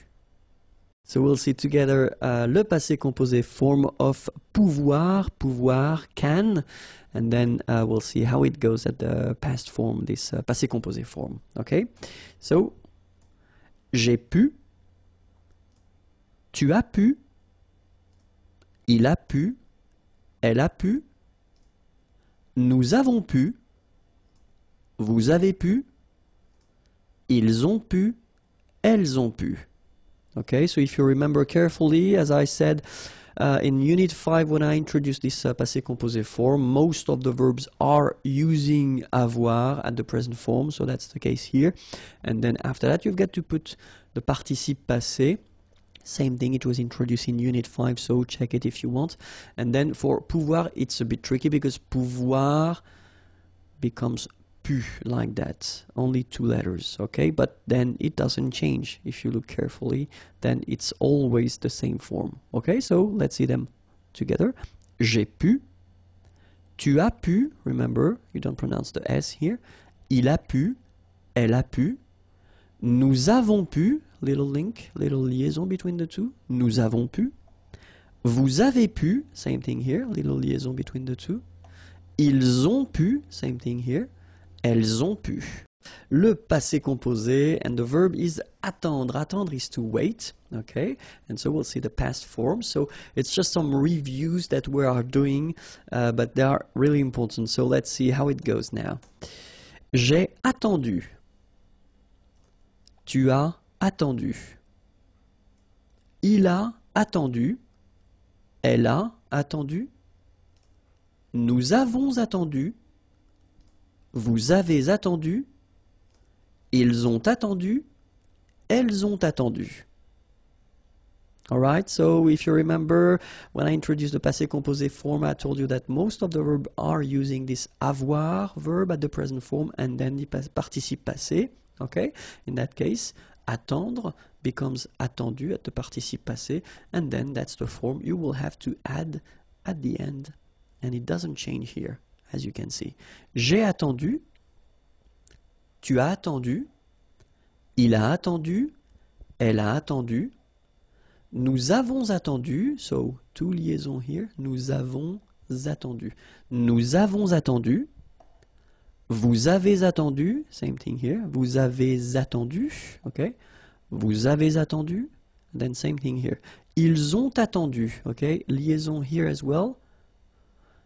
Ils ont attendu, okay, but make it fast. Ils ont attendu, elles ont attendu. Le passé composé of répondre. Répondre is to answer, and it's quite useful. So let's see how it goes for the passé composé form. J'ai répondu. Tu as répondu. Il a répondu. Elle a répondu. Nous avons répondu. Vous avez répondu, ils ont répondu, elles ont répondu.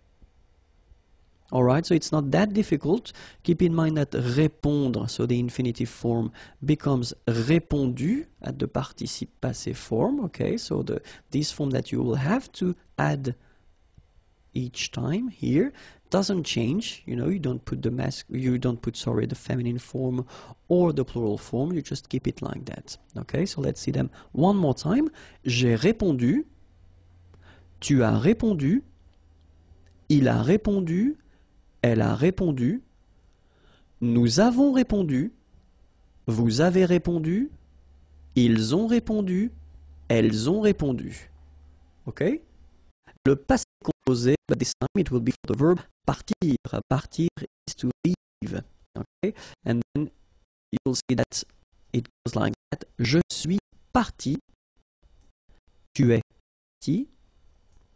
Il est parti. Elle est partie.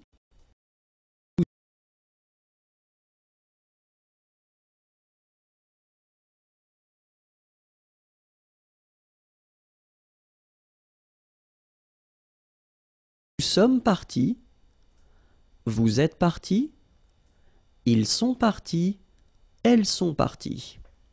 Okay? Remember, partir belongs to this group of verbs that requires to use être instead of avoir for the passé composé form. And for that reason, you will have here, for example, when you've got the feminine form, you will have to put this final at the end of your participe passé form. Okay? If that's plural, like it is here, you will have to add s. Okay? And if it's feminine plural, you will have to add this es at the end of your participe passé form.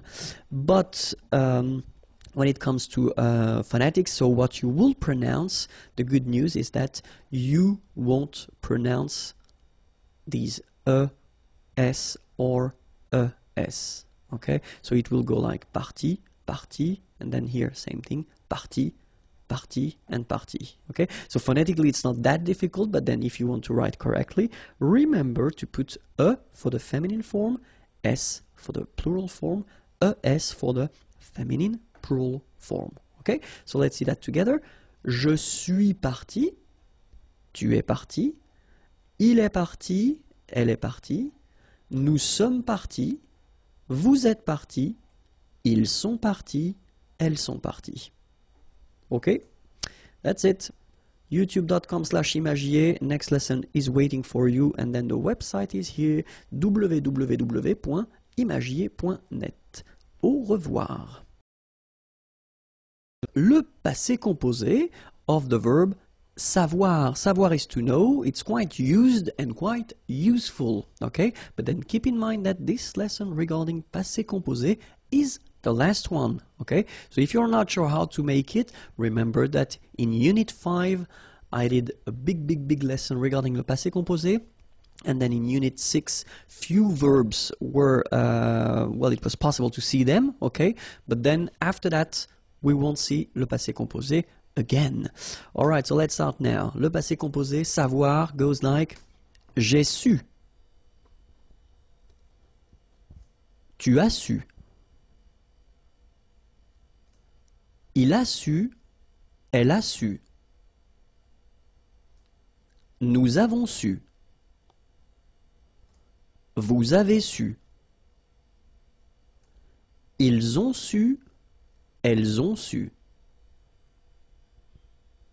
Alright, so for the last time, in most of the cases for the verbs, we will use avoir and then we'll use the participe passé form. In that case, savoir becomes su. Okay, so that's the reason why that's the form that you will see at the end of each forms here. Okay, and then avoir should be at the present form. Alright, j'ai su, tu as su, il a su, elle a su, nous avons su, vous avez su, ils ont su, elles ont su.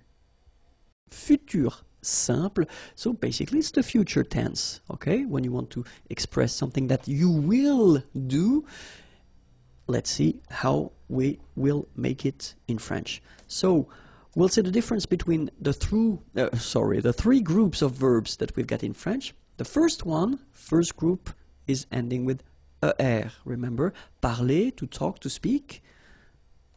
So the idea is that in that case, for this group, you don't change anything. So you just keep the basic form, the infinitive form, all right? And after that, you will put at the end ai for je. Okay, so this will be your ending. So you just don't touch the verb, don't touch the infinitive form, you just put at the end this ending, okay? Second group of verbs, finir, to finish, to end. Well, the good news is that it will behave the same way as for the first group of verb. You don't modify anything, you just keep your infinitive form, and you will put the ending ai here as well. So you get je parlerai, and then you will get je finirai. So it's not that difficult for these two first group, okay? The third group, it's a bit more tricky, of course, as usual, because we're talking about irregular verbs, okay? But still, I took this lire. Lire is to read, okay? And then you can see that it's ending with this so the vowel okay? As usual, what we'll do, we'll take this away. So we get now L-I-R, and after that, we just put the ending. Je lirai. Alright? So it will apply for most of the verbs. Of course, because it's French language, it's not all the verbs. We've got exceptions, but we'll see the exceptions a bit later in this lesson. But still, that's the idea of constructing it. If it's ending with this vowel, take it away. Alright? You get that. And after that, you just put the ending. Alright? So, let's see. The ending for je will be ai. Alright? And you pronounce it e. Remember, open e. Okay? The ending for tu will be as. You don't pronounce the s, so you pronounce a. Alright? The ending for il, elle will be a. Okay? Phonetically, exactly the same thing as for tu. Okay? A. The ending for nous will be ons, as usual. Okay? Remember, you don't pronounce the final s, you get the on sound. Okay? Nasal in your nose, on. Alright? The ending for vous will be, as usual, a z, but then you pronounce it e. Okay? And then the ending for il, elle will be O-N-T. You don't pronounce the final T, so you get the nasal on. Alright? So, est, a, on, et, on. Okay? So let's see how it will go with parler, parler, to speak, to talk. Okay? Je parlerai. Tu parleras. Il parlera. Elle parlera. Nous parlerons. Vous parlerez. Ils parleront. Elles parleront. Alright? So as I said, just keep your basic form and just put your endings. Okay? Est, a, on, et, on. That's it. Let's see now. Choisir, to choose. Second group of verbs. Je choisirai. Tu choisiras. Il choisira. Elle choisira. Nous choisirons. Vous choisirez. Ils choisiront. Elles choisiront. Same thing. Remember, just keep the infinitive form, the basic form, and just put your endings at the end. Est, a, on, et, on. Okay? Let's see now. Écrire. Écrire is to write. Okay, so third group, but then remember, as we saw with lire, we took away this final okay? And only with the first part, we just add after that the endings. So, j'écrirai, tu écriras, il écrira, elle écrira, nous écrirons, vous écrirez, ils écriront, elles écriront. Alright? So it's not that difficult, okay? As I said, you take away the and after that, est, a, on, et, on. Alright? So, of course, we've got some exceptions, as I said. The first one is être. Être will become sœur. So the important thing with the futur simple is that the verb will change, but the endings will be the same. Okay, so the endings we saw previously will be exactly the same. Okay, so the only thing that you've got to remember is that être will become sœur. So that's the part that you will have to put, and then you will combine it with the ending, and it will become je serai. Okay, remember, ending for je was ai, je serai. Okay, avoir is becoming or. Okay, so tu auras. Aller will become ir. Il ira, elle ira. Faire will become faire, F-E-R. So you will get nous ferons. Savoir will become saur, S-A-U-R. Vous saurez. Voir will become ver.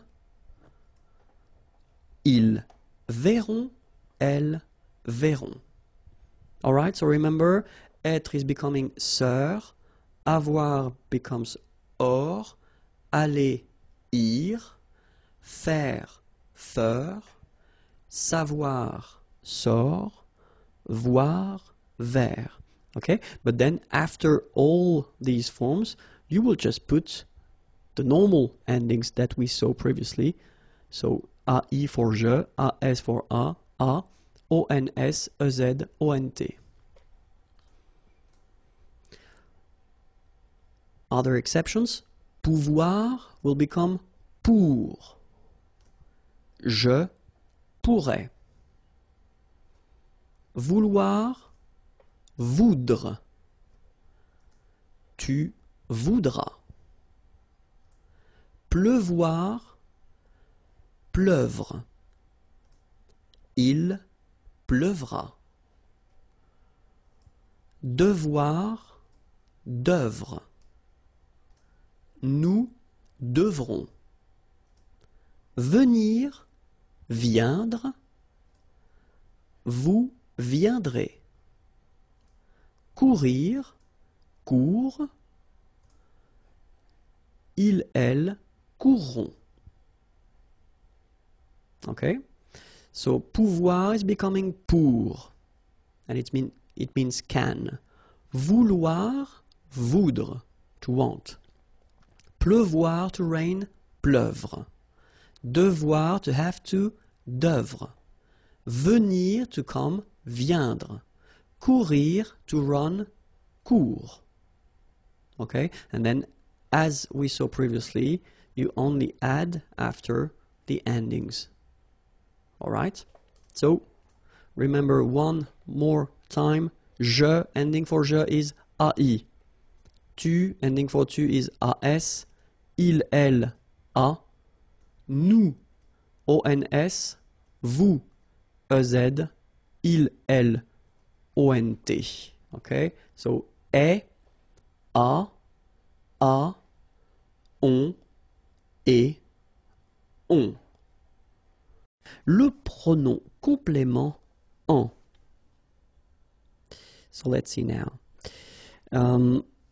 We can use this pronom complément en whether with an article partitif, so this some concept, or then it can be an article indéfini, a. In English it would be a, un, une, or then it can be at the negative form, so that's what we'll see, and then we'll start first with l'article partitif. Okay, so let's see now how we can make it. So if you have a question like Nicolas mange du pain, so of course first possibility that you could have would be to answer oui, Nicolas mange du pain.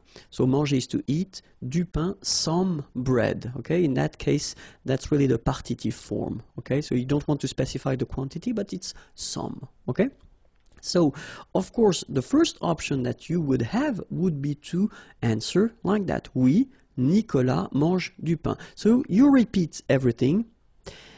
Normally, that's not the way we will do, because we tend to replace things with pronouns when it's possible.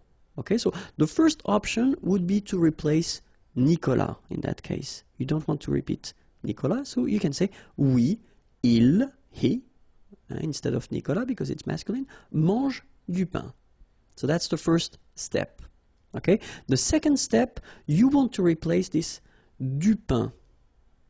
Okay, so this partitive thing, and that's when this pronoun en is used. All right, so oui, il, en mange. Okay, so in that case you use this il just to avoid repeating Nicolas because it was previously stated, and then you want to use this en, the pronoun, just to avoid repeating du pain because it was in the question. Okay, oui, il en mange. So remember that this en pronoun should be before the verb. Okay, so let's see now another example. In the first example we had the masculine form, and now I wrote same sentence, but then here we've got de la salade. Okay, salade is feminine word, so in that case it's not du, but then it's de la. Okay, but still it's the partitive form, some. Okay, Nicolas mange de la salade. Okay, so as we saw, first option would be oui, Nicolas mange de la salade, so you repeat the whole sentence. Second option, you don't want to repeat Nicolas, oui, il mange de la salade. Okay, and the last option, you don't want to repeat either Nicolas nor de la salade, so you get oui, il en mange. Okay, let's see now if you've got de l'eau. Nicolas boit de l'eau. Oui, Nicolas boit de l'eau. Second option, you don't want to repeat Nicolas. Oui, il boit de l'eau. Third option, oui, il en boit. Okay, same rule, en goes before the verb. Boire, here, it's the infinitive form is boire, and it's to drink. Okay, de l'eau, some water. D'accord? Okay, let's continue now. Second structure, if you want to use le pronom en instead of an article indéfini. So let's see how it goes. In that case, you know, you've got a question. Nicolas mange un biscuit. So it's quite interesting because the difference between what we had previously with this partitif, some, when you use this partitif form, you don't really give any information regarding the quantity. In that case, you use un, so that's clear, it's only one. Okay? Nicolas mange un biscuit. First answer, oui, Nicolas mange un biscuit. Same thing as previously, you just put everything again. Second possibility, you don't want to repeat Nicolas. Oui, il mange un biscuit. Alright? Last option, you don't want to repeat Nicolas and you don't want to repeat biscuit. Okay? The difference here between what we saw with the partitif and now is that you've got the quantity, so you know exactly how many or how much. Okay? So you get to put that at the end of your sentence. Oui, il en, so you put your pronoun here before the verb, and after that you put un. Il en mange un. Alright? So let's see now if it's feminine. Une banane. Nicolas mange une banane? Answer. Oui, Nicolas mange une banane.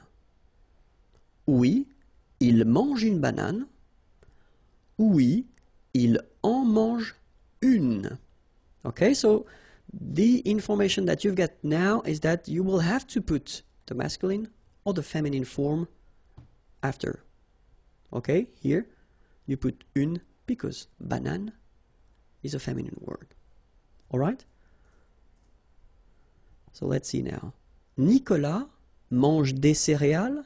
So here we've got the plural form. Oui, Nicolas mange des céréales. Oui, il mange des céréales. Oui, il en mange. Alright? So basically when you've got the plural form for des céréales here, you don't put anything after your verb. Alright? So when you use this article indéfini, you will only need to put something after your verb if it's un or une, or then in other cases, but we will come to that a bit later. Okay? So let's see now la forme négative. Nicolas ne mange pas de céréales. Okay, so you've got the question, but here you've got the ne and then the pas, so you know that it's negative. Nicolas ne boit pas d'eau. So let's see the answers. Non, il n'en mange pas. Non, il n'en boit pas.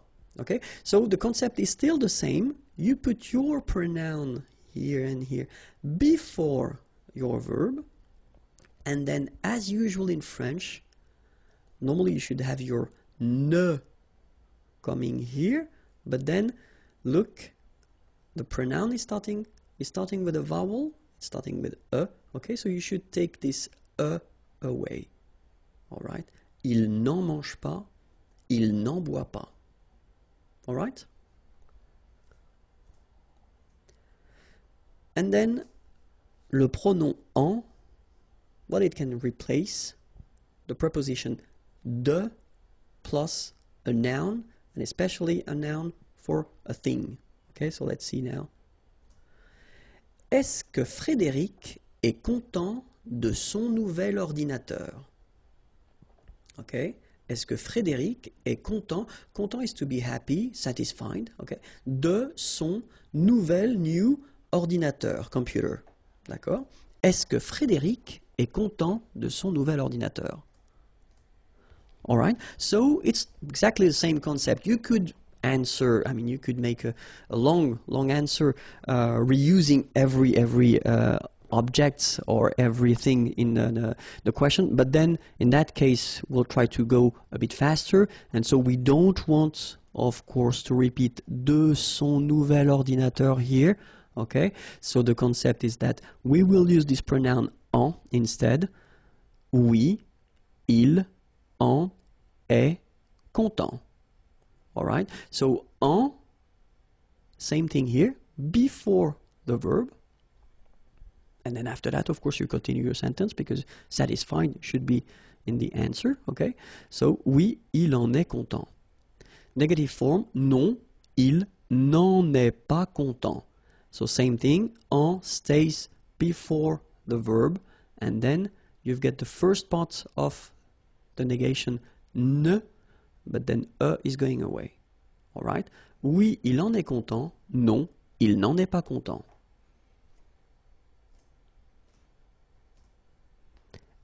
Est-ce que Frédéric parle de son chef? Oui, il en parle. Non, il n'en parle pas. Okay, so same thing, same concept, just put it before the verb. Okay, when you've got the negative form, then you should take this away from the first part of your negative form. Il n'en parle pas. Est-ce que Frédéric a besoin de notre aide? Okay, avoir besoin, it's to need. Okay, notre aide, our help. Est-ce que Frédéric a besoin de notre aide? Same thing here. We don't want to repeat de notre aide. So, oui, il en a besoin.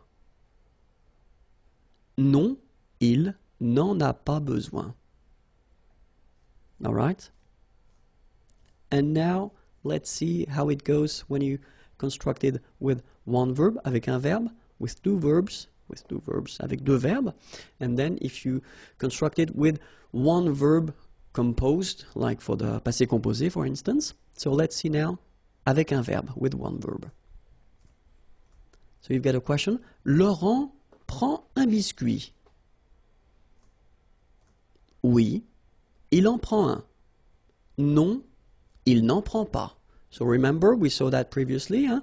If you've got un biscuit, in that case you've got to state the amount here, un. Okay, so in that case it's masculine, un biscuit, so it's un.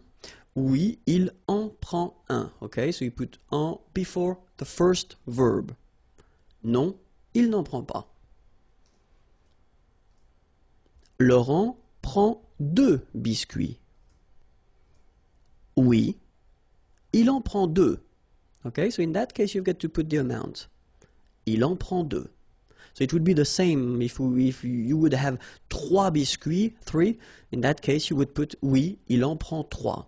But then keep in mind that if you put the negative answer, non, il n'en prend pas. So you don't need to state the amount. Okay, il n'en prend pas. Now we'll see the same structures but with two verbs, and so the best way to construct with two verbs, if you want to make examples like that, is to construct that with the near future. Laurent va prendre un biscuit. Is going to take a biscuit. Laurent va prendre un biscuit. Oui, il va en prendre un. So the interesting thing here is that if you look carefully, you've got first aller here, so the first verb is here, and then you've got the second verb here. So it's at the infinitive form because that's the rule in French. When you construct with two verbs, the second one will be at the infinitive. And keep in mind that your pronoun, en here, should be before the second verb. Okay? So I'm not going to tell you that it should be between the two because you could have other things between the two. Okay? It should be before the second verb. Oui, il va en prendre un. Okay, and you get a good example here for the reason why I told you it should be before. Non, il ne va pas en prendre. Alright, because here you've got your aller verb, va, but then you've got the negative form, ne va pas. But then your pronoun should be before the second one. Okay, il ne va pas en prendre. Let's see now. Laurent va prendre deux biscuits. Answer. Oui, il va en prendre 2. Non, il ne va pas en prendre. Okay? So let's see now when you've got a composed verb. So we just need to put the same sentence at the passé composé form. Laurent a pris un biscuit. Oui, il en a pris un. Okay? So the important thing now is to try to remember that when you've got this form, a pris, even if you've got two parts, well, technically you don't have two verbs, you've got one verb. Okay? So your pronoun en should be before the verb, so it means before a here. Okay? One common mistake is to put this en between the two. Okay, because you tend to think that maybe you've got two verbs, but no. It's here, okay? Il en a pris un. Negative form, il n'en a pas pris. Alright? Non, il n'en a pas pris. Laurent a pris 2 biscuits. Oui, il en a pris 2. Non, il n'en a pas pris. Le pronom complément Y. So in the previous lesson we saw another pronoun, so it's the pronoun en, okay, and in that case, in this lesson we'll see le pronom Y. Well, you pronounce it I, of course. So, le pronom Y, we'll say that it can replace un lieu, a place, okay, or then it can replace la préposition a and then a noun of thing, and then we'll see how to construct it when you get a negative form. Okay, so let's see now for a place, un lieu. So let's see a question. Isabelle va en Finlande. So va, remember, it's aller, okay, and then en Finlande, in Finland. Isabelle va en Finlande. So of course you will have many options to answer to this question. The first one would be maybe the more logical. Oui, Isabelle va en Finlande. So you just take all the elements that you had in the question and then you answer with that. Of course, in many situations we won't, because French people like to use pronouns when it's possible. So the first option that we would have is to avoid repeating Isabelle. Okay? So, elle va en Finlande. Alright? And the other option we would have would be to avoid repeating this en Finlande. Okay? So it's a place. It's a country. Okay? And in that case, it does mean that it would be possible to use this Y. So, I, you pronounce it I. Okay? So, oui, elle y va. So keep in mind that it's a pronoun and then it should be here just before your verb. Okay? Elle y va. Alright, so oui, Isabelle va en Finlande. Oui, elle va en Finlande. Oui, elle y va. Okay, so let's see another example now. So if you're using a name of a town, because previously we had a country and now it's a town, so it's Paris, okay? Isabelle va à Paris, so it's a question. Of course, you can answer like we saw previously, oui, Isabelle va à Paris. First option, repeat everything, no problem. Second option, you just want to avoid repeating Isabelle, oui, elle va à Paris. And then, last option, you just want to avoid repeating Isabelle and then Paris, oui, elle y va. Alright? And now it's a place. Cinéma. Okay? Isabelle est au cinéma. Oui, Isabelle est au cinéma. Repeat everything. Second one, you just don't want to repeat Isabelle. Oui, elle est au cinéma. Alright? Third one, just want to avoid repeating Isabelle and au cinéma. Oui, elle y est. Alright? Oui, Isabelle est au cinéma. Oui, elle est au cinéma. Oui, elle y est. Second situation when we can use this pronoun I or Y, it's when you replace it. When you replace this preposition a and then a noun of thing. Let's see now. Est-ce qu'Isabelle pense is to think, à son examen, exam, okay, to think about. Est-ce qu'Isabelle pense à son examen? First option, repeat everything. Oui, Isabelle pense à son examen. Second option, you just don't repeat Isabelle. Oui, elle pense à son examen. Third option, you don't repeat Isabelle, and same thing for à son examen, so oui, elle y pense. Alright, same concept, remember, y should come before the verb. Est-ce qu'Isabelle joue au tennis? So in that case, remember, it's au, but then au is clearly the combination of the preposition à and then the article le tennis, the, okay? So when you combine these two, you get this au tennis. So still, it does give you the information that it is the preposition which is modified. So still, it's possible to use this pronoun. Oui, Isabelle joue au tennis. Repeat everything. Second one, oui, elle joue au tennis. And the last one, oui, elle y joue. All right, so you can see that it's quite short. It's quite short, but it's quite useful because you don't need to repeat all the things that were stated in the question. Okay, so remember, as usual, the pronoun should come before the verb. All right, so now we'll see how to construct these sentences with the pronoun y, but then when you're using this negative form. Okay, est-ce qu'Isabelle joue au tennis? First option, oui, elle y joue. Second, non, elle n'y joue pas. All right, so negative form should be before the pronoun here. Okay, and then as usual, remember the ne followed by a vowel, they don't really get along, so should go away. So you take it away and you get ni, joue, and after the verb, you put your pas form. Okay? Isabelle est au cinéma? Oui. Elle y est? Non. Elle n'y est pas. Same thing, okay? Negation here before your pronoun, but then is going away, and then pas after your verb. Okay? So let's see now how you construct it with one verb. Alexandre va au concert?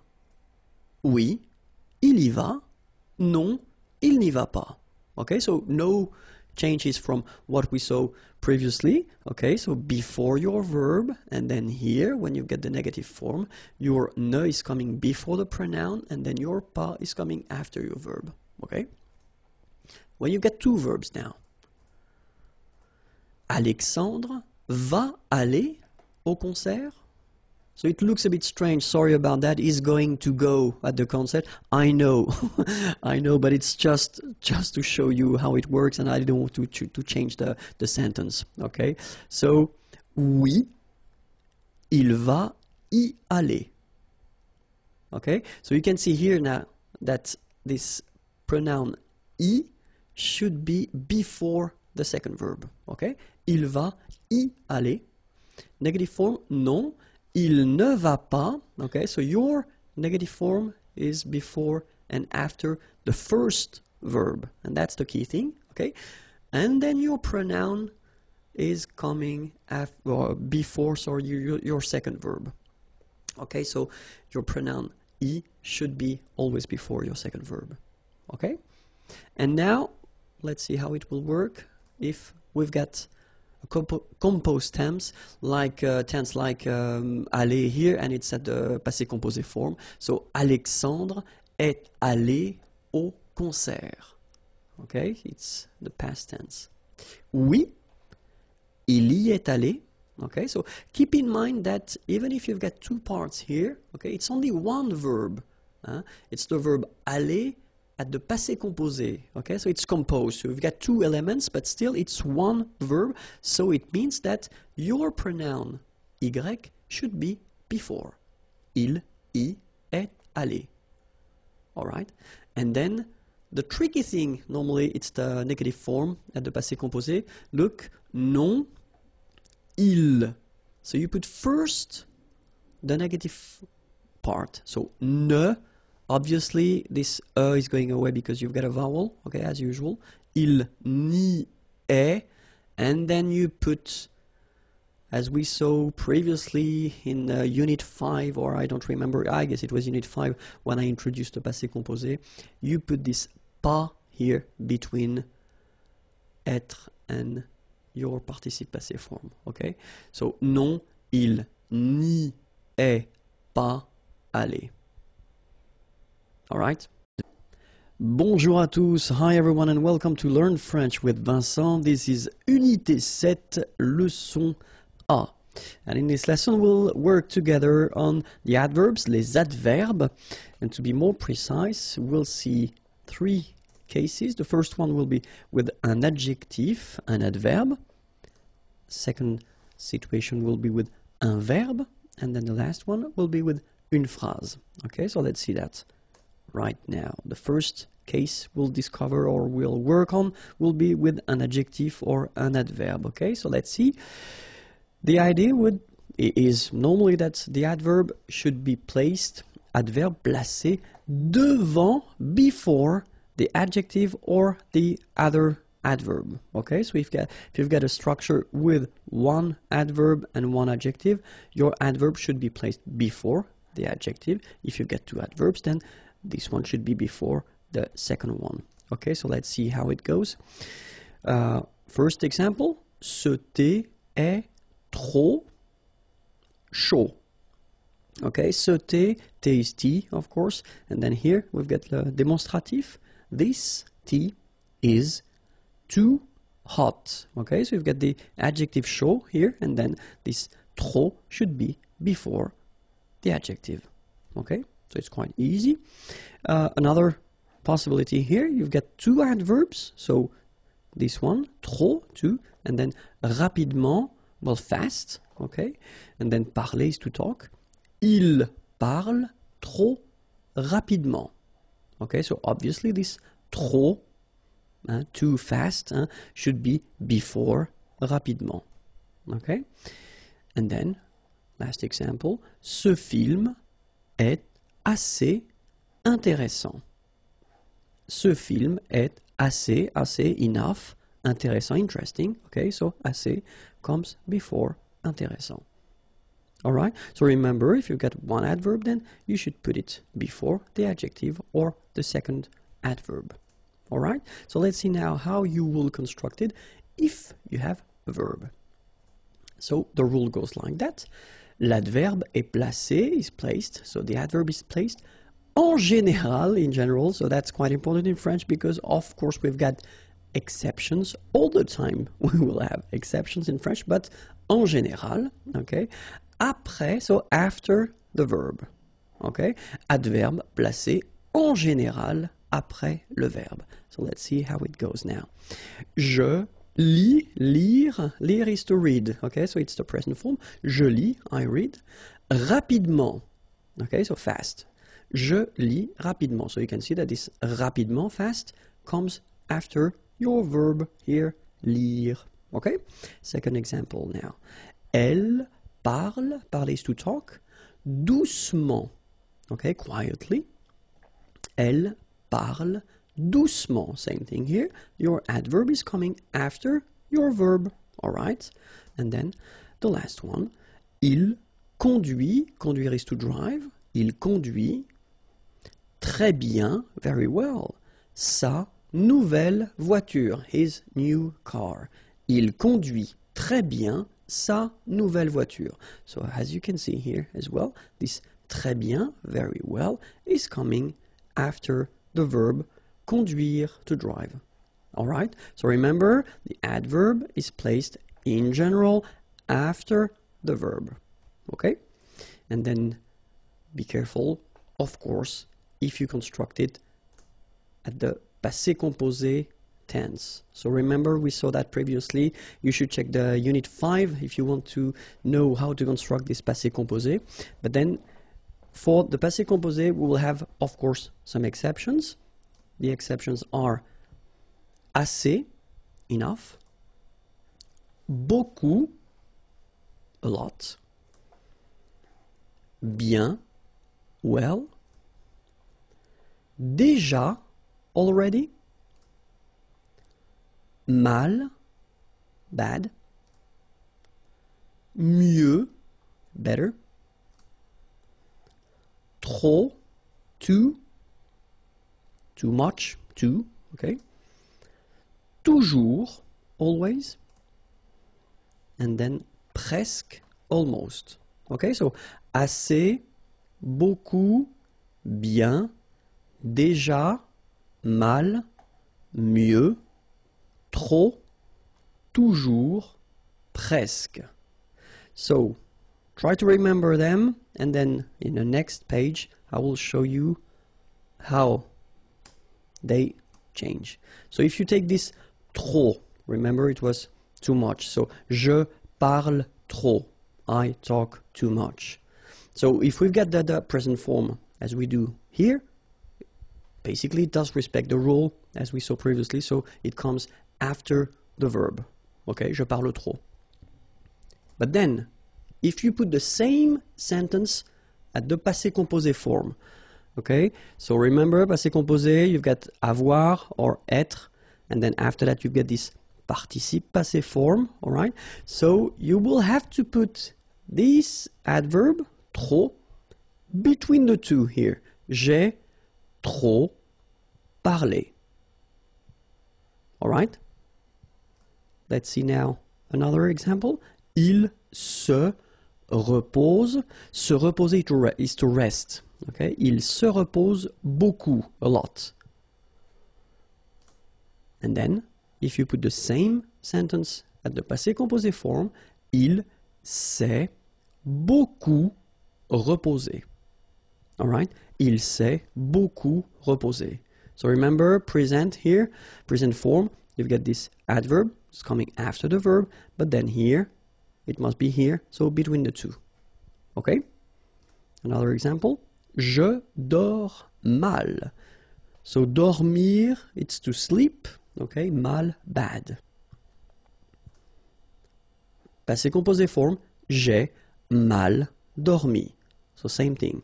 Doesn't come after, but it's right here. Okay? Elle sourit toujours. Sourire, to smile, toujours, always. Present form, elle sourit toujours.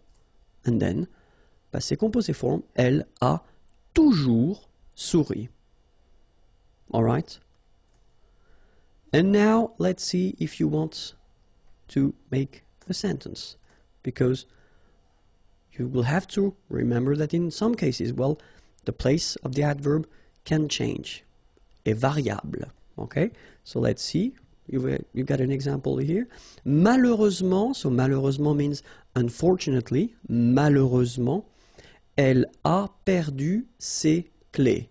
Perdre, it's to lose, okay? Ses clés, her keys, okay? And it's the passé composé form. Malheureusement, elle a perdu ses clés.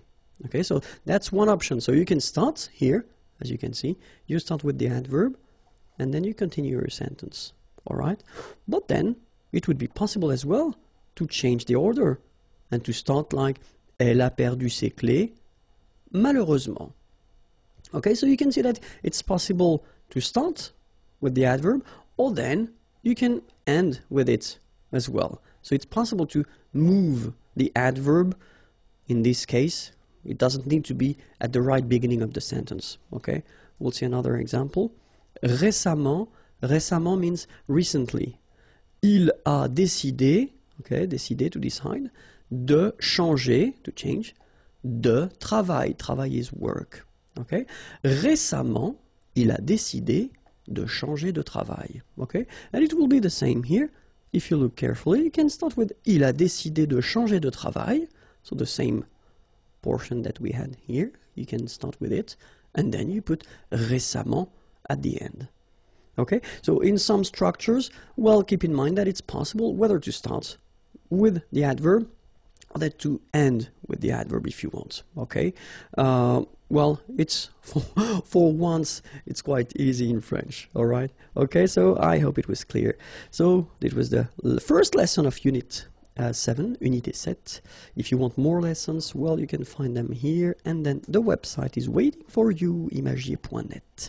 Have a great day. Bye bye. In this lesson, we'll try to focus on what we call les adverbes de manière, and especially the way to construct them. Okay, so the rule goes like, if you've got, or if you want to construct an adverbe de manière, first you've got to know, well, the adjective at the masculine form. Then you will make it or modify it and put it at the feminine form. And after that, you will add M-E-N-T. And when you add this M-E-N-T at the end of your feminine form of the adjective, then you will get the adverb. Okay? So it sounds quite easy. It is not that difficult, okay? But then we'll have a look. So we'll take a first example, easy one. And this is parfait, okay? Parfait means perfect in English, okay? It's not that far. So we've got here this adjective, and it's at the masculine form. If we put the same adjective at the feminine form, well, the rule normally, we saw that previously, goes like you put this final you add this final at the end of your adjective to get the feminine form. Of course, we've got some exceptions, but then that's the normal rule, okay? And so based on this form, as we saw, you just add M-E-N-T, and then you get your adverb parfaitement, okay? In English it would be perfectly, okay? So parfait, then parfaite, parfaitement. All right, so we'll see a few examples, and then the first one is franc. Okay, so in some cases they will be a bit strange because the feminine will not follow the rule that we saw, but then, I mean, I told you that in advance, you know, most of them follow this rule, but then, of course, we've got exceptions, okay? But then, so franc, franche, so it's the feminine forms, the adjective, and then franchement, you get the adverb here, okay? So for each adjective, I will put the English translation here at the beginning, all right? Doux, you don't pronounce the final X. Douce, feminine form.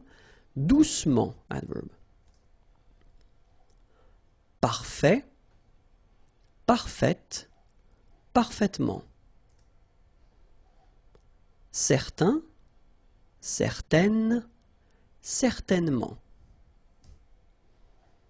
Joyeux, joyeuse, joyeusement. All right, so let's repeat them one more time. Franc, franche, franchement. Doux, douce, doucement. Parfait, parfaite, parfaitement. Certain, certaine, certainement. Joyeux, joyeuse, joyeusement. Okay, let's continue the list. Heureux, heureuse, heureusement. Spécial, spécial, spécialement. Clair, clair, clairement. Vif, vive, vivement.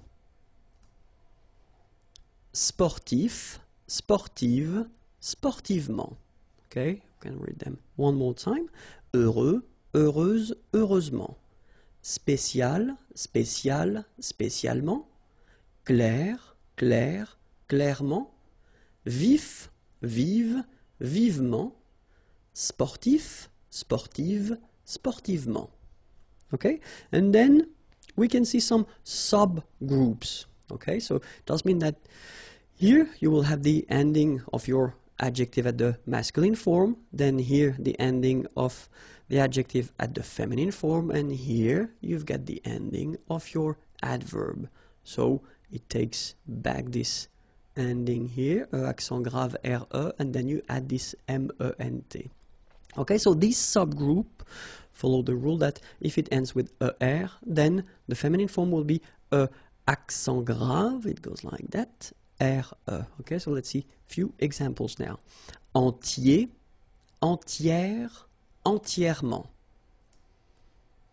premier, première, premièrement. Dernier, dernière, dernièrement. Léger, légère, légèrement. Okay? One more time. Entier, entière, entièrement. Premier, première, premièrement. Dernier, dernière, dernièrement. Léger, légère, légèrement. Okay? And then second subgroup. So if it ends with ET, then it will go like accent grave, TE, and then for the adverb, accent grave, TE, and you add this MENT here. Okay? Let's see. Secret, secrète, secrètement. Okay, so I tend to insist a little bit on it just to make you hear the difference between the masculine. Secret, secrète. Okay, you're pronouncing the T. Okay?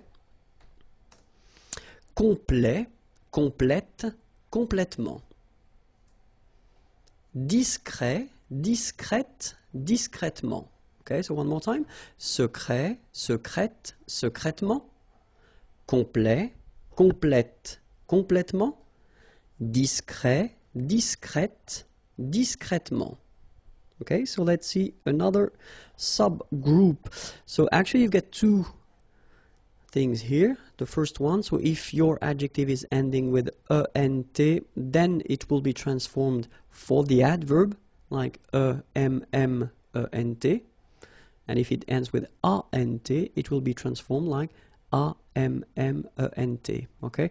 But then I did put them in the same group because phonetically, and that's the important thing, phonetically you will pronounce them the same way. So you will pronounce amant, and here it will be the same, you will pronounce amant. Okay, so let's see how it goes. Patient, and then patiemment. So as I told you, even if you write it EMMENT, phonetically it goes like amant, patiemment. Alright?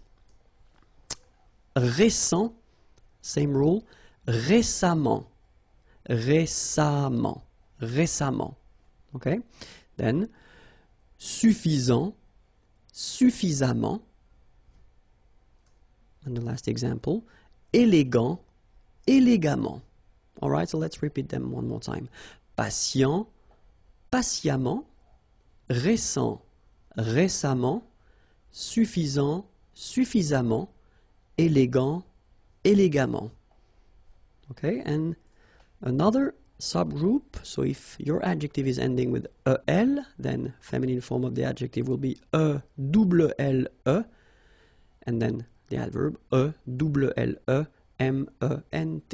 Okay? Réel, réellement.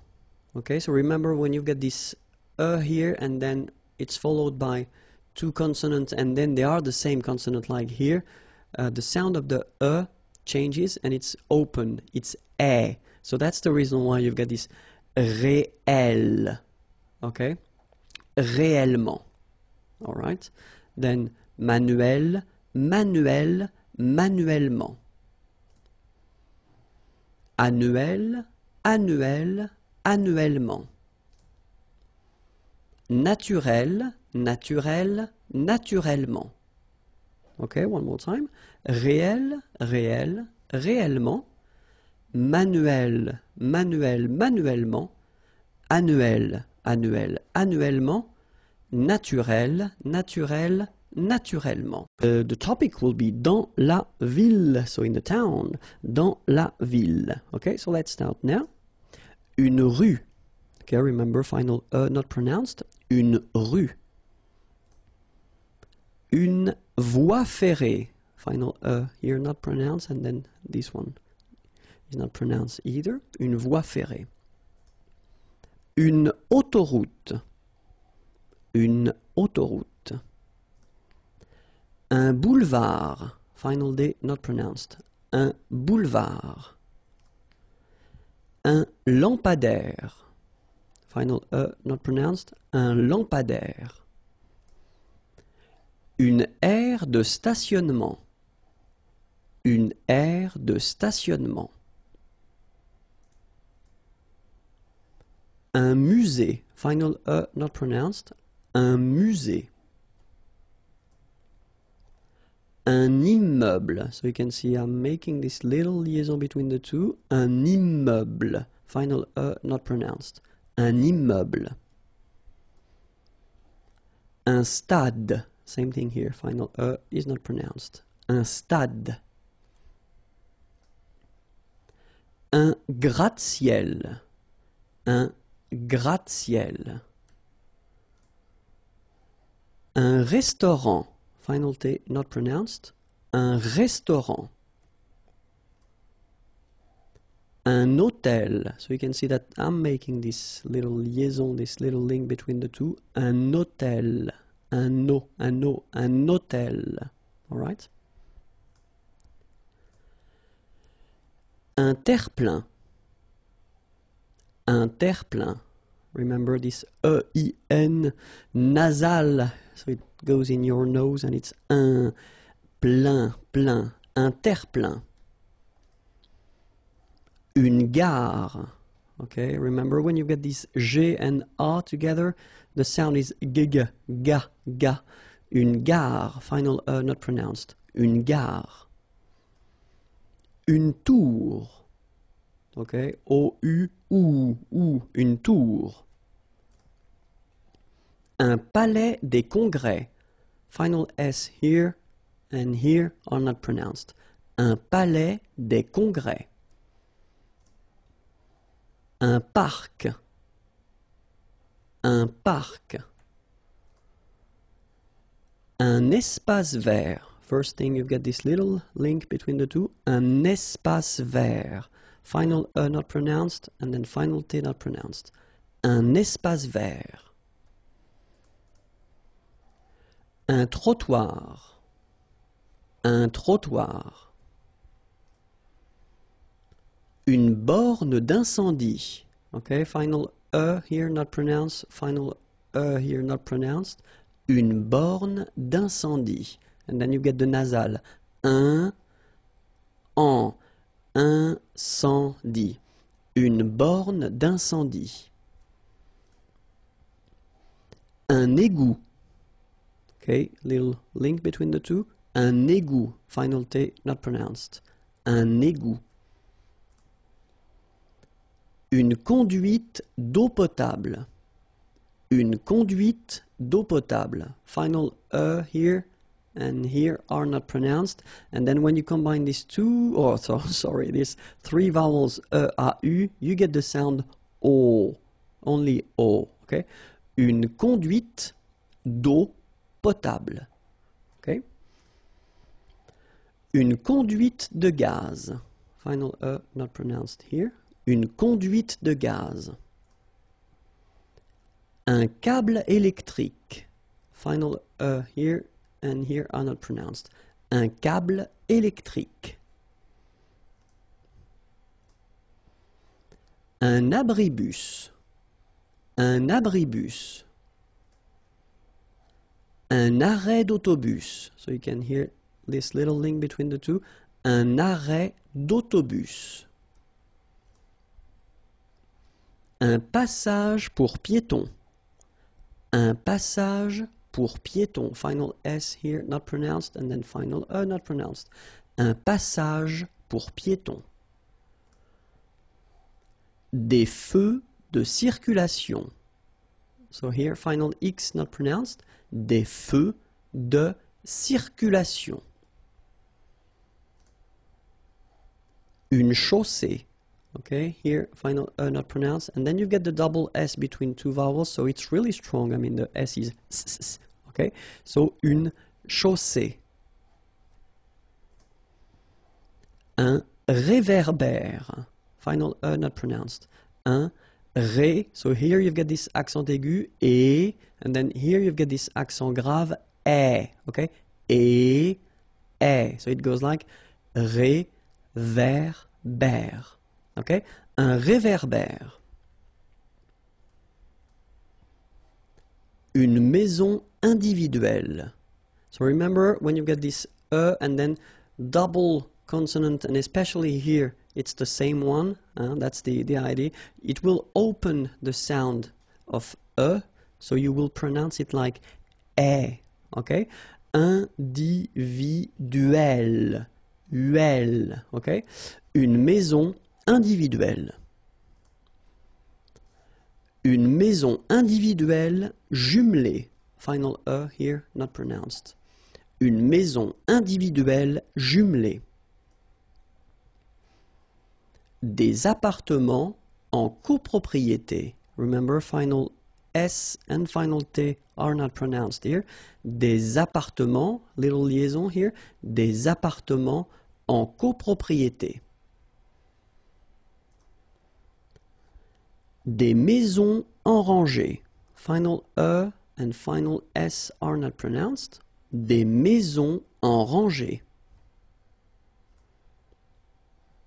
Une tour d'habitation. Remember, H doesn't exist in French, well, in most of the cases, so it does mean that you don't pronounce it, all right? So, d'habitation. Une tour d'habitation. Dans la maison. So, let's start now. Une entrée principale. Un vestibule. Un vestiaire. Un couloir. Un escalier. Une buanderie. Okay, so one more time. Une entrée principale. Un vestibule. Un vestiaire. Un couloir. Un escalier. Une buanderie. Un salon. Une cheminée. Une salle à manger. Une cuisine. Des WC. Une salle de séjour. So one more time. Un salon, une cheminée, une salle à manger, une cuisine, des WC, une salle de séjour. Un rez-de-chaussée. Un étage. Un palier. Une chambre principale. Une garde-robe. Une chambre. One more time. Un rez-de-chaussée. Un étage. Un palier. Une chambre principale. Une garde-robe. Une chambre. Une fenêtre. Une porte-fenêtre. Une salle de bain. Une douche. Une baignoire. Une porte pliante. So one more time. Une fenêtre. Une porte-fenêtre. Une salle de bain. Une douche. Une baignoire. Une porte pliante. Une table. Une desserte. Un fauteuil. Un canapé. Un banc. Un tabouret. One more time. Une table, une desserte, un fauteuil, un canapé, un banc, un tabouret. Une chaise. Un lit. Une armoire. Un coffre. une commode, un rideau, okay? Une chaise, un lit, une armoire, un coffre, une commode, un rideau. We'll have the pleasure to discover together two verbs. So it's quite interesting because we've got first the verb savoir and then we've got the verb connaître. And if you want to translate that, directly in English, well, basically they mean the same thing and it would be translated with to know. Okay, so two verbs for the same meaning. What does it mean? It means that you will have two different uses of these verbs. The first one, savoir, well, the rule is that you will use savoir plus a verb. So after that, if you want to add a verb, then you will have to use savoir.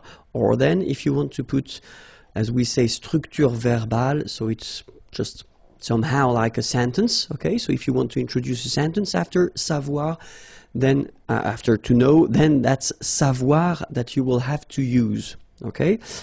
But connaître, so same meaning, as I said, it's to know, okay? You will use connaître only if you want to put a name or a noun after connaître, okay? So that's the main difference of use between savoir and connaître. Okay, so connaître plus a noun avec un nom, and then savoir with a verb or then structure or verbal structure or let's say a sentence if you want. Okay, so first, of course, we should remember how to conjugate savoir at the present form here. Okay, je sais, tu sais, il sait, elle sait. Nous savons, vous savez, ils savent, elles savent. Okay, so if you look carefully here, you write it S-A-I-S, well, the same way here. Here you write it S-A-I-T, okay, but then phonetically these three forms are the same, and it's c'est, okay? Je sais, tu sais, il sait, elle sait. All right, so let's see now the passé composé form. J'ai su, tu as su, il a su, elle a su, nous avons su, vous avez su, ils ont su. Okay, so if you remember, when we introduced this passé composé form, it was in Unit 5, if my memory is correct. Then you put first, in most of the cases, the verb avoir at the present form, and then you put this participe passé form.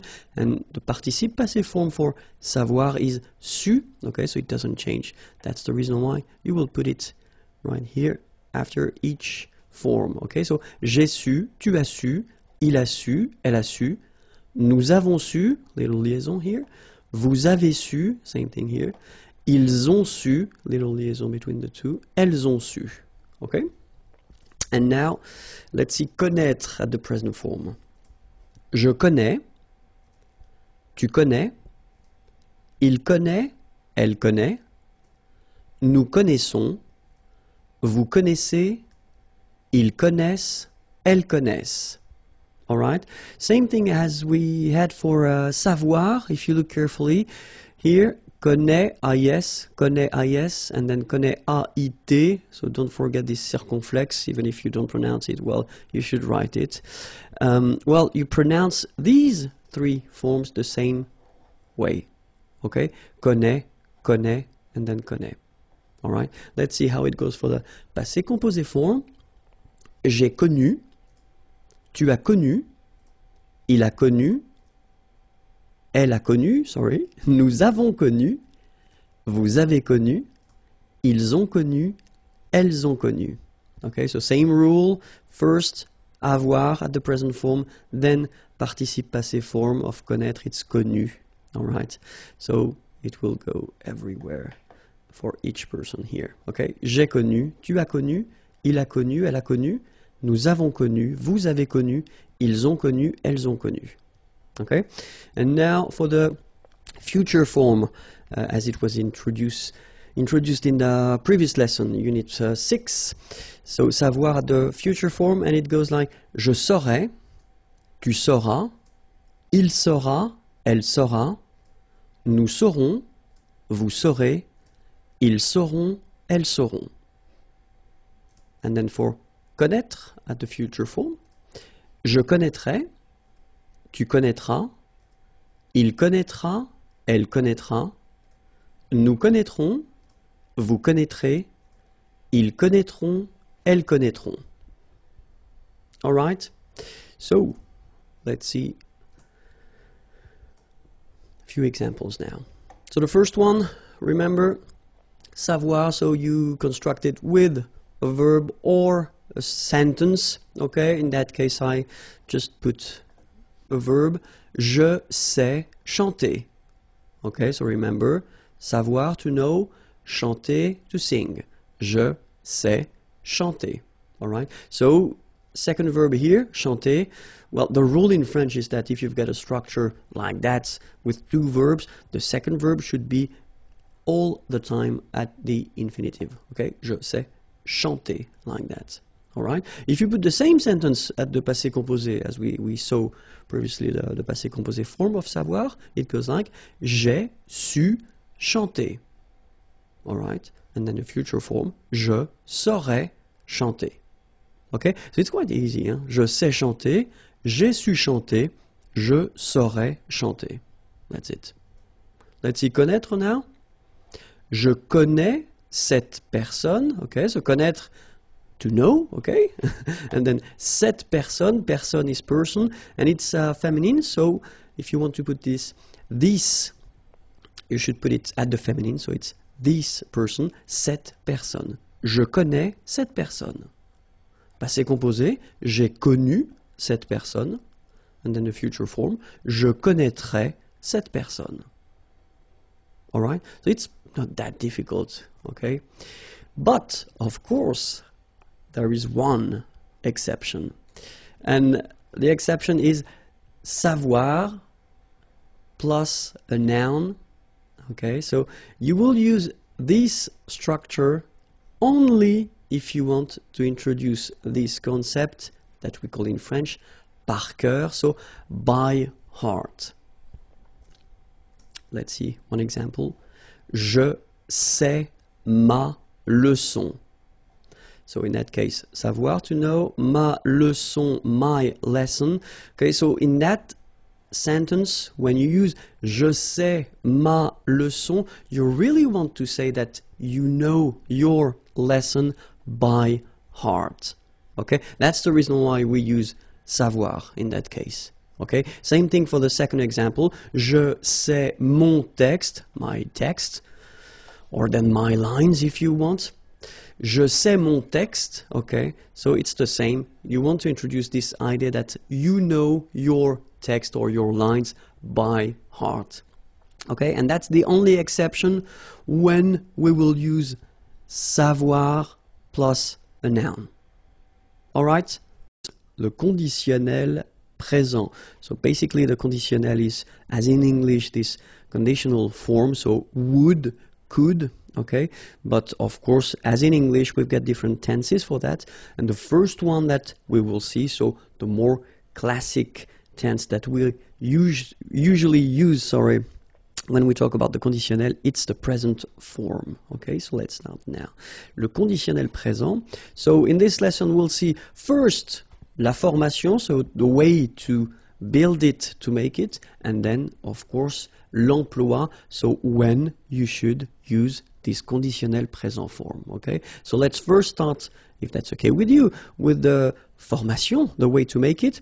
So you'll see that it's quite easy in a way, and normally that's the reason why we introduce it right after the future tense. So if you didn't see the video regarding the future tense, I definitely advise you to do it because it will be more clear for you. So it's unit 6, I don't remember the lesson, but check unit 6, and then le futur, and you'll find it, okay? Because the way we construct this conditionnel présent is the same way that we construct the future, okay? The only difference will be the endings, all right? So let's take the first example that we've got here. Parler belongs to the first group of verbs. Remember, we've got 3 in French. And the first group of verb is ending with er, like here. Okay, so these verbs are regular. So that's a good news, and normally that's the reason why we start with them. So you don't have to change your verb. So parler is like that. You will keep it like that. And based on this form, after that, you will add the endings. Okay? And for je, the ending will be AIS. Okay, so you don't need to modify your infinitive form. The basic form is like that. It goes there, and right after you just add the ending AIS, and you get je parlerai. All right, so it's quite simple. Second group, so verbs ending with er. Be careful, not all the verbs ending with er, but a quite decent amount of them belongs to the second group, but then still it will be quite easy because it is exactly the same way. You don't modify your infinitive form, you just keep it like that, all right? And after that, you add your ending. Je finirai. So AIS. Je finirai. All right, so it's quite easy. You keep your basic form, your infinitive form, and right after, you just put the ending. Okay? For the third group of verbs, so of course, we will have some exceptions, so we'll see that a bit later in this lesson. But still, the main rule is if it's ending like lire to read, okay, with this well, the idea is that you will take this away, as we quite usually do in French, okay? And after that, you will add your ending. Je lirai. All right? So the rule goes like, if you've got final then you take it away. You've got your form here, L-I-R, and then you add your ending, A-I-S, je lirai, okay? So you've got 3 forms here, and they're actually the, well, conditional présent forms. Je parlerai, je finirai, je lirai. Okay? Parler is to talk or to speak, finir to finish or to end, lire to read. Okay? So the endings now. So we saw that previously that, well, the ending for je will be, the ending for je will be AIS. Okay? The ending for tu will be, well, the same, AIS. The ending for il, elle will be AIT. Okay? The good news is that even if we write them differently, like you see here, we pronounce them the same way. And it goes like e. Alright? So as usual in French, what you pronounce, well, it's not that difficult in a way, but then remember how to write them. AIS for je, AIS for tu, AIT for il, elle. So now let's see nous, and nous goes like I-O-N-S, okay, and it should be pronounced ion. Remember, final S is not pronounced. Ion, okay. Then for vous, it goes like I-E-Z, and it goes like ye, okay. Remember when you get this I before, it goes like ye, okay, ye. So that's the reason why we had this ion here, and then ye. All right, and the last one, so even if it looks scary because you've got 3 vowels here and then N-T, okay, A-I-E-N-T, so as usual, that's the way you should write it, but then phonetically the good news is that you pronounce it E. So the same way that we had here, E here, E, and then E. Okay, so let's pronounce them, E, yon, ye, e. So if you look carefully, you've got only 3 phonetical pronunciation. The first one is here, And here, it's the same. So it's est. After that, we've got this ion. And after that, we've got this ié. All right? So let's see now for parler. Parler, it's to speak or to talk. Okay, so je parlerai. Tu parlerais. Il parlerait. Elle parlerait. Nous parlerions. Vous parleriez. Il parlerait. Elle parlerait. Second example, choisir from the second group of verbs. Choisir is to choose. Je choisirais. Tu choisirais. Il choisirait. Elle choisirait. Nous choisirions. Vous choisiriez. Il choisirait. Elle choisirait. Okay, not that difficult. The last example, so for the third group, it's écrire. Écrire is to write. Okay, so same rule. If you remember, the example was with lire, to read, but then it's exactly the same rule. So if you look carefully, it's ending with this e. Okay, so you take it away, and after that you put the ending. J'écrirais. Tu écrirais. Il écrirait. Elle écrirait. Nous écririons. Vous écririez. Ils écriraient. Elles écriraient. Alright, so it's not that difficult anyway. But of course, we've got some exceptions, as I said in the beginning. So the idea for these exceptions is that the verb will change. So endings will be the same, so that's one good news. So all the endings that we saw previously, well, they will be the same, but then you've got to remember the way the verb will change. So if you saw, that's the reason why I spoke about the future lesson. If you saw the future lesson and you remember the way these verbs are changing for the future, the good news is that they will be changing the same way. So être will become sœur. All right, and then after that you will have to put the endings. Je serai. All right, so you will keep this sœur all the time for your conjugation, and after that you will add all the endings that we saw.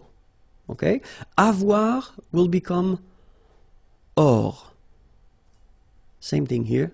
After that you will add all the endings. So tu aurais. Aller will become ir. And you'll get il irait, elle irait. Faire will become faire. Nous ferions. Savoir will become saur. Vous sauriez.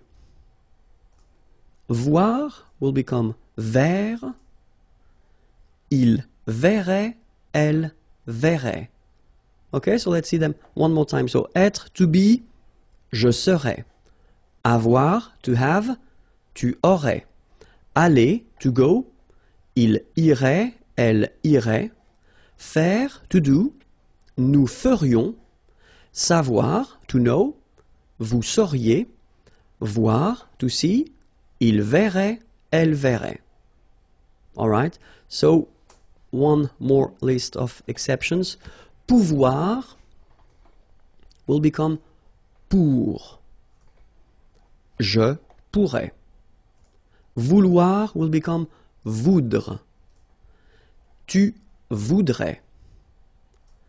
Pleuvoir will become pleuvre. Il pleuvrait. Devoir will become devre. Nous devrions. Venir will become viendre. Vous viendriez. Courir will become court. Il courrait, elle courrait. All right, so let's see them one more time. Pouvoir, can, je pourrais. Vouloir, to want, tu voudrais. Pleuvoir, to rain, il pleuvrait. Devoir, to have to, nous devrions. Venir, to come, vous viendriez. Courir, to run, il courrait, elle courrait. Alright? So, it was the first thing regarding the conditionnel présent, and then as I said, regarding the fact that it's quite close to the future, so the important thing is to remember that the endings for the future are AI, AS, A, ONS, EZ, ONT. Okay, but then for the conditionnel présent, if you remember them, it was AIS, AIS, AIT, IONS, IEZ, AIENT. So to be totally honest, if you think about that, because basically we construct these two tenses the same way, okay, so the endings here and here will be the only way to make the difference between the future and the conditional. So it's quite important to really remember them by heart. Okay, so remember futur, AI, AS, A, ONS, EZ, ONT, but then conditionnel présent, AIS, AIS, AIT, IONS, IEZ, AIENT. Okay? And now let's see when we should use this conditionnel présent, because that's the most important thing. The first situation would be to express a desire or a wish, exprimer un désir ou un souhait. Okay? J'aimerais être en vacances. Aimer, to like or to love.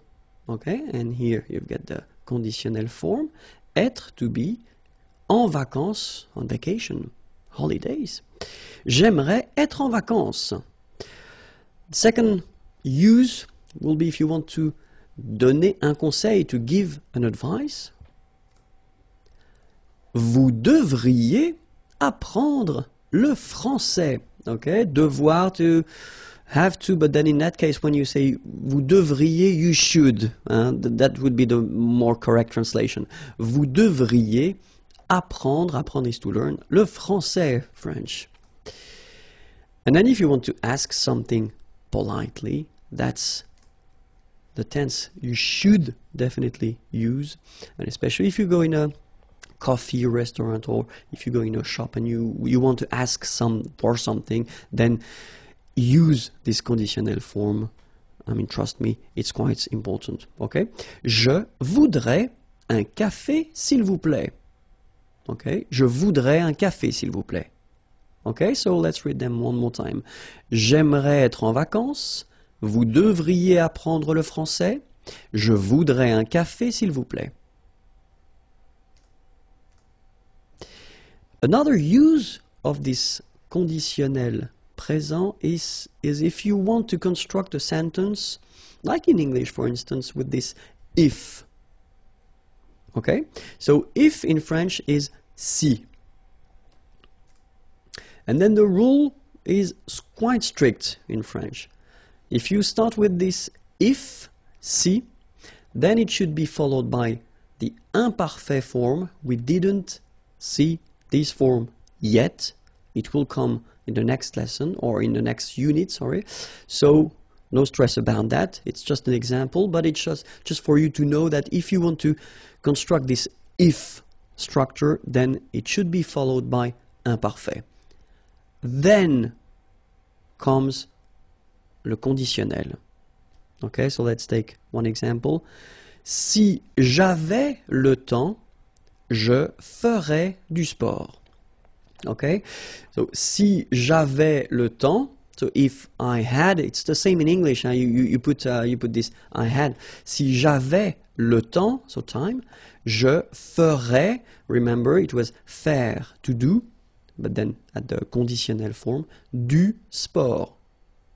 Okay. Another example. Si j'étais riche, so riche, rich, était, it's to be, remember. Je voyagerais, voyager is to travel, autour du monde, around the world. Oops. And then the last one.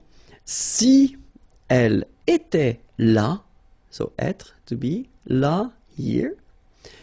Nous irions, so remember it was to go, aller, and it becomes ir, irions, nous promener. Okay, so se promener, to have a walk. Question avec qui et que. So it's quite important, so please take the time to listen to me. So let's start now. Les questions avec qui et que. So we'll first start with qui, and then after that we'll see que. All right. So the first thing, qui, and it's starting right now. Qui est-ce qui parle? So it's a question. Okay. Qui est-ce qui parle? Second example would be qui est-ce que tu regardes? Okay. So the first one, qui est-ce qui parle? And then qui est-ce que tu regardes? So in both cases, well, these questions are mostly for oral use, because when we add this est-ce qui, est-ce que, normally it's when you talk, okay? If you write, you don't really need to put them. We've got some more formal way to write questions. We saw that previously, okay? But still, it's possible orally to use these structures. So the question is, why do we use qui here and then qui here and que here? Okay, because it can look a bit messy at the beginning, especially if you don't really know how to use or to structure that. So the first thing that we've got to remember, yes, it's here. So the first part here, this qui, well, we will use this qui here just because we want to have the information and it concerns a person. Who, okay? Qui means who when we start the question with it. Okay? Qui est-ce qui parle? Qui est-ce que tu regardes? And then we've got the second part here, as we saw, and it's quite interesting because we've got two options here, the first one and the second one. So the first one, you will use qui just because you will ask the question regarding the subject of the verb. You get the verb here, parler, okay? And the information that you want to have concerns the subject of this verb. And then here we will use que just because we want to have the information concerning the object of the verb. So you've got regarder here, but then if you look carefully, you already have the subject. It's tu regardes, okay? So, qui est-ce qui parle? So if you want to translate it directly, you could translate it like, who is talking? Okay? Qui est-ce qui parle? Alright, so here you want to have the information regarding the person, and then here you want to have the information regarding the subject of the verb, parler. Okay? And here, qui est-ce que tu regardes? So, who are you watching? So first thing here, because you want to have this information, the information regarding a person, qui est-ce que, and here it will be the object of the verb, so you are watching someone. Okay? So, let's see a few examples. The first one, qui est-ce qui parle? And then the answer could be, ma femme parle, my wife talks or is talking. Okay, so in that case you can see that in the answer that you give, see here, it's ma femme parle. Okay, so it's the subject, ma femme parle. And then the second example we had, it's qui est-ce que tu regardes? Okay, je regarde mon ami. Okay, mon ami, my friend. Regarder was to watch or to look. Okay, je regarde mon ami.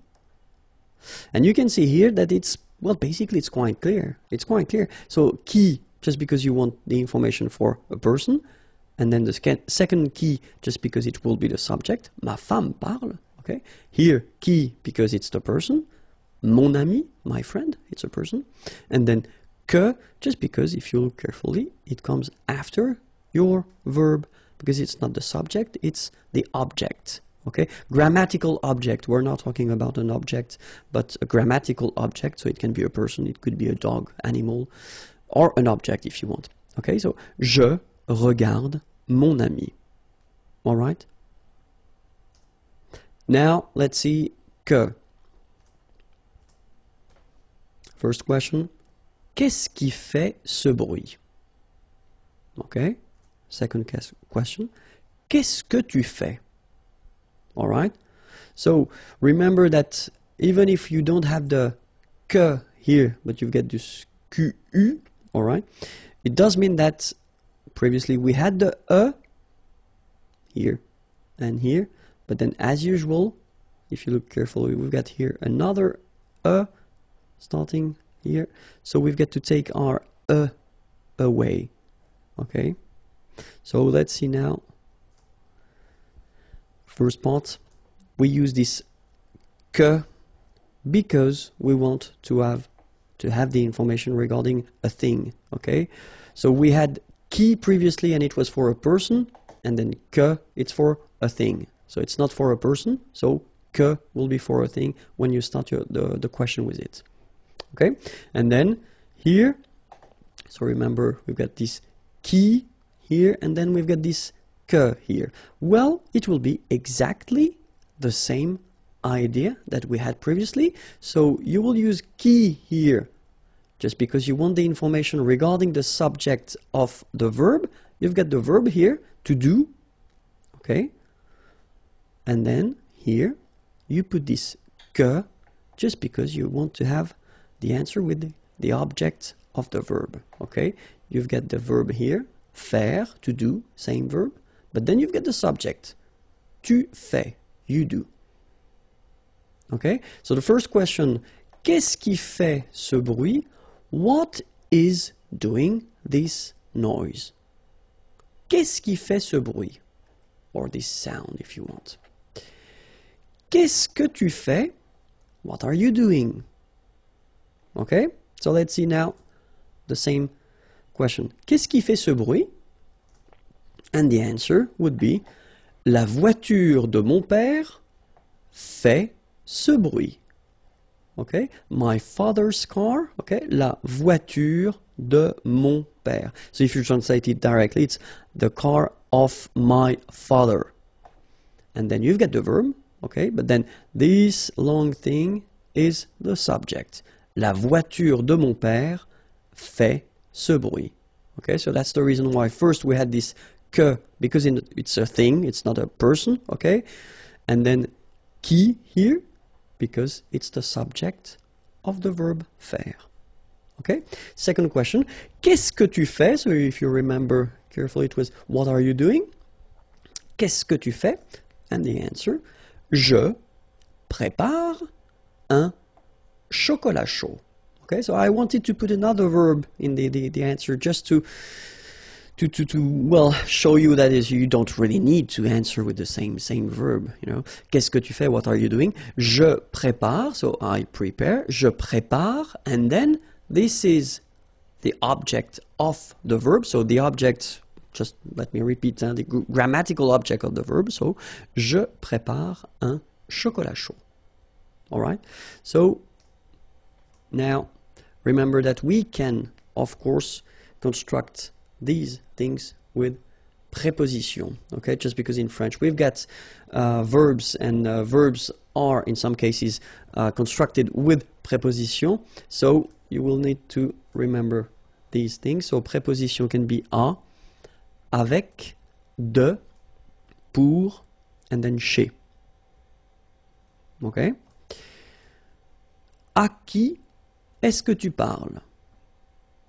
Okay, remember, so parler, to talk, is constructed with à, to talk to, okay? Parler à quelqu'un. So if you want to know à qui est-ce que tu parles, who are you talking to, okay? À qui est-ce que tu parles? So it doesn't change, you just need to first start with the preposition, and then you continue your structure, okay?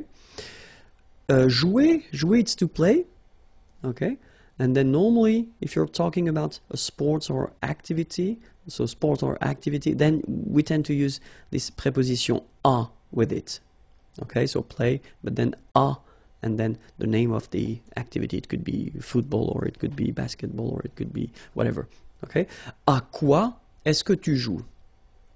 And then now, I assume that you will tell me, oh, have a look at that. What on earth is going on? Why do we have this quoi and not que? Okay, well, because that's the rule, and we'll see that, but that's the rule in French. If you want to construct a question like here with que, but then it is constructed with a preposition, then que will change and then it will become quoi. Okay, that's the reason why. Qui doesn't change, que will be transformed into quoi. So that's the reason why here we've got à quoi est-ce que tu joues? Okay? Now, avec qui est-ce que tu viens? So venir is coming, avec with, okay? Avec qui est-ce que tu viens? Avec quoi est-ce que tu écris? Écrire is to write, okay? Same thing, with, okay? And then it's exactly the same rule, remember, I told you that, que becomes quoi here. That's it. Avec quoi est-ce que tu écris? Okay? So remember, preposition with qui, no problem at all. But then preposition plus que, non. You will have to use quoi. Okay, so remember that's quite important because it can sound a bit strange if you're using this que instead of quoi with the preposition. Les nombres ordinaux. Les nombres ordinaux, premier, première. Okay, so you've got here the English version, so first, okay, but then as usually in French we've got the difference between the masculine form and the feminine form. Okay, so I will write here first masculine, then feminine, and I will read both, okay? So premier, première. Deuxième, second, seconde. Okay, so it's quite interesting because here you've got deuxième and then it doesn't change. It's the masculine or the feminine form is exactly the same, so that's a good news. And then we've got here another option, second or seconde, okay? In that case, it does mean that nothing is coming after, okay? So, deuxième usually means that you've got after that third, fourth, etc., okay? But then second, normally, it's the end, okay? It's the second one, okay? Troisième, okay? Masculine form, feminine form, the same. Quatrième, cinquième, sixième. Okay, one more time. Premier, première, deuxième, second, seconde, troisième, quatrième, cinquième, sixième.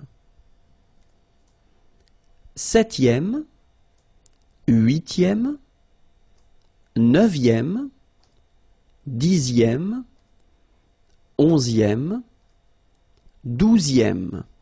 So far, I assume that it's not that difficult. You've got to remember that it's M, okay? Septième, huitième, neuvième, dixième, onzième, douzième.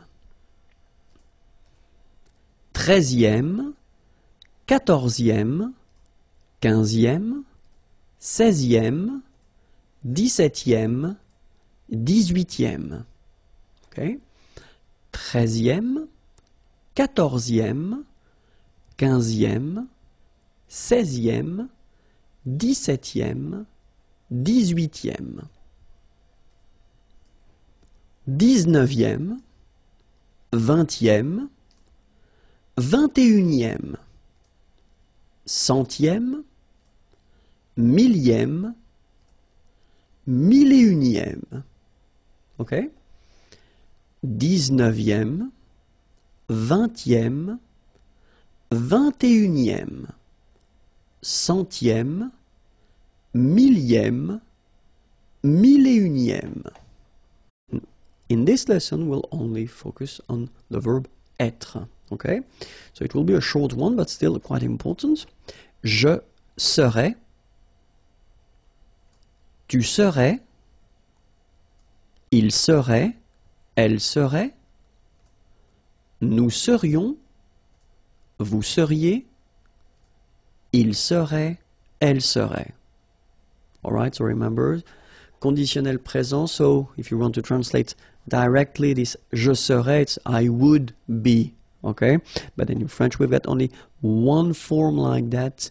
Remember, so AIS, but then you don't pronounce the final S. Je serais. Same rule here, no pronunciation of the final S. Tu serais. Phonetically, it is the same. And then the good news here, it will be exactly the same. So final T is not pronounced. So phonetically, you've got the same form as we had previously. Il serait, elle serait. Okay, so one more time. Je serais, tu serais, il serait, elle serait. Alright?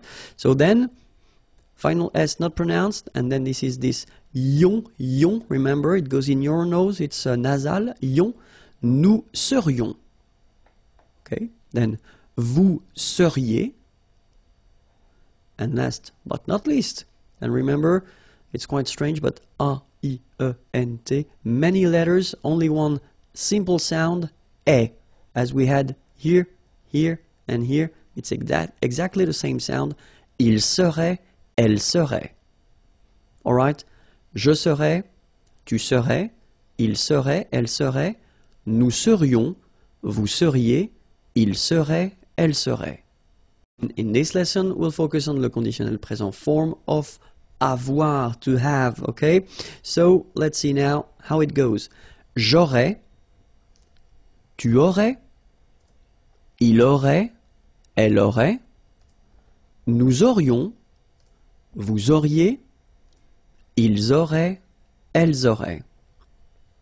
Alright, so if you remember carefully, this conditional present form, so it was introduced in this unit, so check the unit 7 and then put conditional present, you will find the whole description and the whole lesson of conditional present, but still, here, you can see that j'aurais, well, if you want to translate it directly, it would be I would have, okay, but then in French we've got only one form here, and then take a good look at the endings, AIS, AIS, AIT, IONS, IEZ, IENT, okay? The endings for the conditionnel present form. Okay, so let's see how you pronounce them now. J'aurais, so final S, not pronounced. J'aurais, then same thing here. Tu aurais, you don't pronounce the final S. Il aurait, same thing here. Final T is not pronounced. Elle aurait, okay? So you've got the same pronunciation here for the three first forms. J'aurais, tu aurais, il aurait, elle aurait, okay? Then, nous aurions, so this little link between the two, this liaison, nous aurions, final S not pronounced.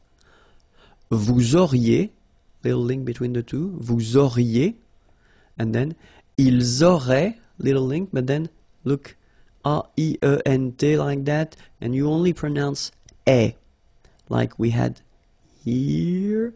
It will be exactly the same pronunciation here. Ils auraient, elles auraient. Okay, so let's see that one more time. J'aurais, tu aurais, il aurait, elle aurait, nous aurions, vous auriez, ils auraient, elles auraient.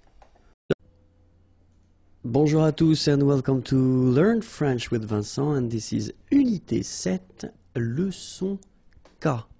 And in this lesson we'll discover together the verb aller, so aller means to go, and especially the conditionnel présent form of this verb. Okay, so let's start right now. The first form goes like j'irai, tu irais, il irait, elle irait. Nous irions, vous iriez, ils iraient, elles iraient. Okay, so let's check them one more time. The first one, j'irai. Okay, remember, final S not pronounced. J'irai. Tu irais. Same thing here, final S not pronounced. Tu irais. And then, il, masculine form, irait, final T not pronounced. So what you can see is that these form, and these form are actually pronounced the same way. Okay? So, il irait, elle irait. Okay, then nous irions. Okay, so let's make this little liaison between the two. Nous irions. Final S not pronounced. Nous irions. Then vous iriez. So same thing here. Make the liaison. Vous iriez. Remember, when you get this EZ at the end, you get the sound E. Okay, iriez, iriez, and then vous iriez. All right, and the final form. Ils iraient, okay, so remember, make the liaison as well. You get this S and then the vowel after. So, ils iraient, and then if you look carefully, you get A-I-E-N-T, okay, but then phonetically it goes like E, okay. So, technically, these form and these forms here are pronounced the same way, and it goes like irait, okay. So, ils iraient, and then the feminine, elles iraient. All right, so, j'irai, tu irais, il irait, elle irait, nous irions, vous iriez, ils iraient, elles iraient. Okay, so that's it for the conditionnel présent form of the verb aller. Aller, remember, it was to go, and then you get the YouTube channel here, and it's youtube.com/imagier if you want more videos, and then the website is here, and it's waiting for you, imagier.net. Have a great day. Bye bye.